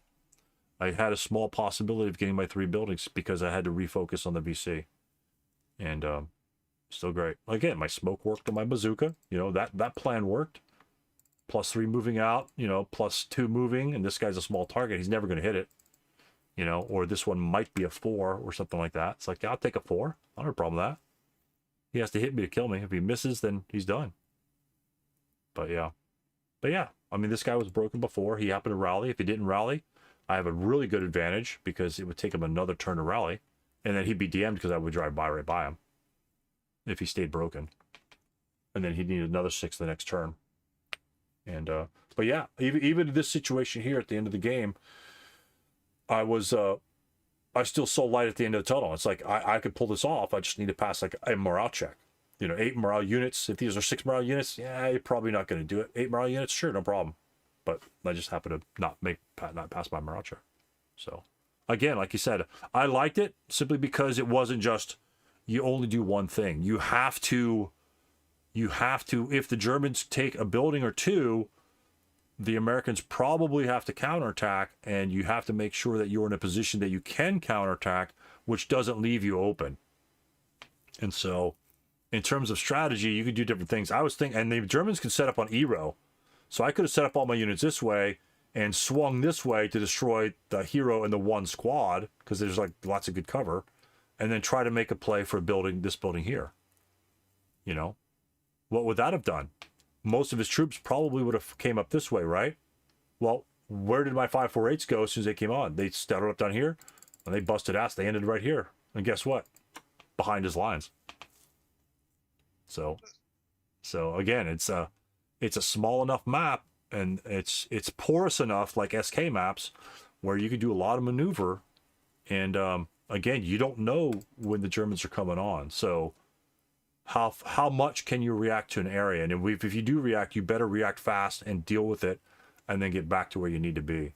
So I think that the randomness of the reinforcements, a lot of people hate that, but you know, how would the Americans know something's going on turn 4? You know, or are they coming on turn 4, turn 5? And if they're not coming on turn 5, then they're coming on next turn. Okay, then the Americans, you know, clutter over here, because that's what happens. If he can kill me soon here, if the same reinforcements come on turn 4, he can legit just set up all of his units here with his leadership modifier and just pursue me into the orchards and annihilate me. And then because the way the movement is, he can move all his bazookas, set them up on the thing here, and it's a turkey shoot. Because you look at all my entry hexes, all but 2 hexes are open ground, except for these 2 things. All of them are open ground. So, and my tanks won't come on with my troops. So, I think the randomness kind of adds a little more. Okay, maybe I should, maybe I shouldn't, sort of thing. But some players don't like that. Some players need to have full knowledge of when their reinforcements are coming on, and they're based on those scenarios. This scenario is pretty small, and so I think the extra randomness. Obviously, turn 1. Actually, I wanted them to come on later, because if they all came on early, then the game just kind of develops, right? He just kind of he's not frozen in place for 2 or 3 turns, you know. So, and I don't have to do much to capture these buildings. He's only going to have 1 or 2 squads defending, and I'm going to have, you know, 548 LMG, a 548, and a leader. So it's 12 firepower that can't cower, which is really, really good. You know, it's stronger than most of his stuff that he's got. And I'm just running. And my advanced fire capabilities, again, I knew my advanced fire capabilities. What are my advanced fire capabilities with a 548, an LMG, and another 548? What's this firepower? 6. At a range of 4, if these guys go here, and these guys, let's see, we got this 337 up here with a minute. Let's say I move here and I shoot at him in the advanced fire phase. What am I firing on? Let's say my 9-1 worth in the advanced fire phase. Isn't that a 6 flat, because it'd be -1 for the leader and +1 for the hedge, and you'd be, if it's a salt fire, you got 5 + 1, so it's a 6 with no modifier. We got 2 squads, right? 8. Oh, there's 2. Okay, sorry. Yeah, each one would have 4, right? Yeah. Each one would have 4, so that'd be 8. I mean, the machine gun wouldn't matter, but it'd be still an 8. Yeah, an 8 even. 8 even in the advanced fire phase. I think it's a 5 with the salt rating. Yeah. Or even an 8 + 3, right? I didn't even have an 8 + 3 my units over here in the prep fire phase. If these guys are moving around like here, and if this guy was in the stone building, if I move there, I'd still have an 8 + 2 with my leader, which is a great freaking shot. That's what the 548s bring to the table. And if I should happen to be adjacent, let's say for whatever reason I got adjacent to him and didn't get broken, you know, now you're talking, you know, that's full fire. Yeah, 12 + 2. I mean, that's pretty good, you know. And he's got 8 morale, so he should be able to withstand, you know, an 8 + 1 or an 8 even. Let's say I moved in there at worst case scenario. 8 even is a 1 morale check. Well, these guys should be able to pass that pretty decently.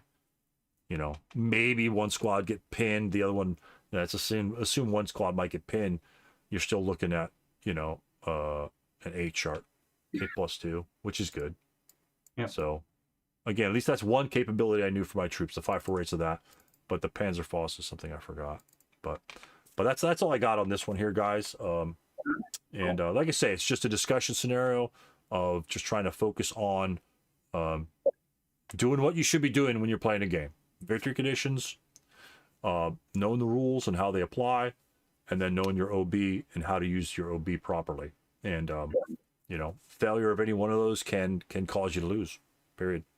So, and that's why we're here discussing rules, you know, watching other people's games and things like that. So, but again, even though I lost, I had a fun time the entire time. I had a really good time.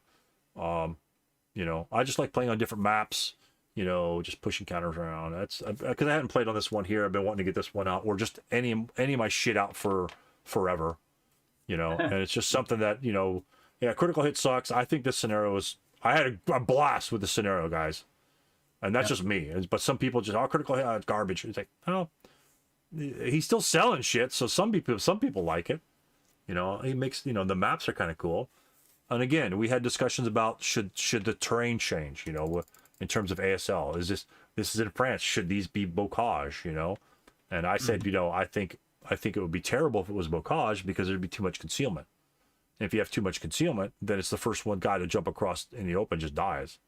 You know, there's no peppering up, there's no softening up defenses. And you know, so not all of France was bocage, so but yeah, we did reduce the leaders because 10-3 leaders are just a little strong in most of your scenarios. They just, and this is a small scenario, so we toned it down a little bit, and it seemed to work fine. He was still a huge major threat. Like I said, I just simply had a blast, and we didn't change the VC, we just changed the leadership. And you can do that in any of your scenarios. You know, it's like using balance, right? You know, I'm just gonna add balance to it. Well, that's you know, that's the way it is, you know. And we thought that it would play better that way simply because of the terrain. And you know, whether or not that's accurate over 10 or more playings, which is still never probably have, but we seem to think that it toned down the scenario so it wasn't just a, you know, one-sided ass kicking and then, you know, maybe the Germans get lucky sort of thing. You know, I don't know. Maybe they play tested it such that the Germans do get destroyed, and then the other German reinforcements come on and take the main building. I mean, maybe that was, quote, the playtest that they had, but, you know, I was satisfied. I was completely satisfied with the results and the scenario with the adjustments that we had. So, but yeah, but like I said, just reflecting on my own game, it's like, God damn it, you know, because that route thing in the middle really tied my head in knots in the middle of whether I should do it or not, because I didn't get my half squad going, which didn't give me the troops over here, and I just simply made the wrong decision. And but that's why I'm reflecting upon it. It's like, okay, maybe next time I won't make that decision because of other things I should have seen. And so next time, hopefully I'll see those. And but yeah, again, fun. I laughed when he rolled his snake eyes on my tank down here. I just did. It was just kind of the game, but it was fun. It was fun. So hopefully you guys will do the same thing with your games. Again, log. That's another reason why I'm a huge proponent of logging your games. Even in partial, let's say you play it, you know, once a week. Like Mark and I, we play once a week. Log your games and replay the game. You know, by the time you come and say, hey, you might say, hey, oh, this is turn 3. We played 3 turns, and you revisit it. It's like, oh shit, this isn't the flow that I really wanted to have. I need to get back on track. Or hey, I'm way ahead of my plan. So you can kind of reflect, because you can see how the game flows through a simple replay. And I mean, we just did this in like about a half hour, so 35 minutes. And that's with discussion. But if you're not discussing with anybody yourself, I mean, it's like 5 minutes, like legit. And you could just reflect on all your games before the next session, before the next Friday or Saturday or whatever. And just say, hey, oh man, that HMG up on that hill or HMG down the road or in the building, it's really giving me a problem. And then you're focusing on that, and then you start seeing your troops kind of shifting that way, and then you say, wait, hold on a second, there's no victory conditions over there, he's just an HMG. You know, if I go over here, he has to move the HMG, and if he moves it, what can he fire it? And if he's moving the HMG, he's not firing it. Can't fire a moved HMG. Move to medium. If he moves it, can't fire it. So essentially takes it out for that player turn. You know, make him come to you. You know, you're going for the VC. He's just trying to shoot guys. And again, units are not part of the victory conditions in this scenario. Yep. I didn't need anybody. I literally had 2.5 squads left at the end of this game. They are not part of the victory conditions. And I almost won it if I had focused a little better. I almost won it. You know, not part of the VC. Just the buildings. So, but that's all I got, gentlemen. Right. If you guys got something else to add, welcome to hear it, as always. And I thank you for showing up and having a great discussion that we had in the beginning. I think that needs further looking at, Mark, if you want to post something on the forums and shit like that. I'd love to hear what you find out. Yep. And because that's stuff that we do here at Tactical Tuesday. We'd like to find some answers out, you know. So, and try not to screw them up too many times. So stop listening to me. Yeah. But yeah, but that's it, gentlemen. And again, thank you for coming, and thanks for participating. It doesn't work without you guys. It just doesn't. All right. Good night, everyone. All right. Take care. Good night. Yep. Good night. All right, stream. Thanks a lot, guys, for watching. Thanks for dropping by. Hope you'll hopefully enjoyed it. And if you want to get involved in the conversation, just join us in the Discord server. I'll probably post that edit that in the description. So in the Tactical Tuesday one. So that's cool. All right. Thanks. And we'll catch you next time.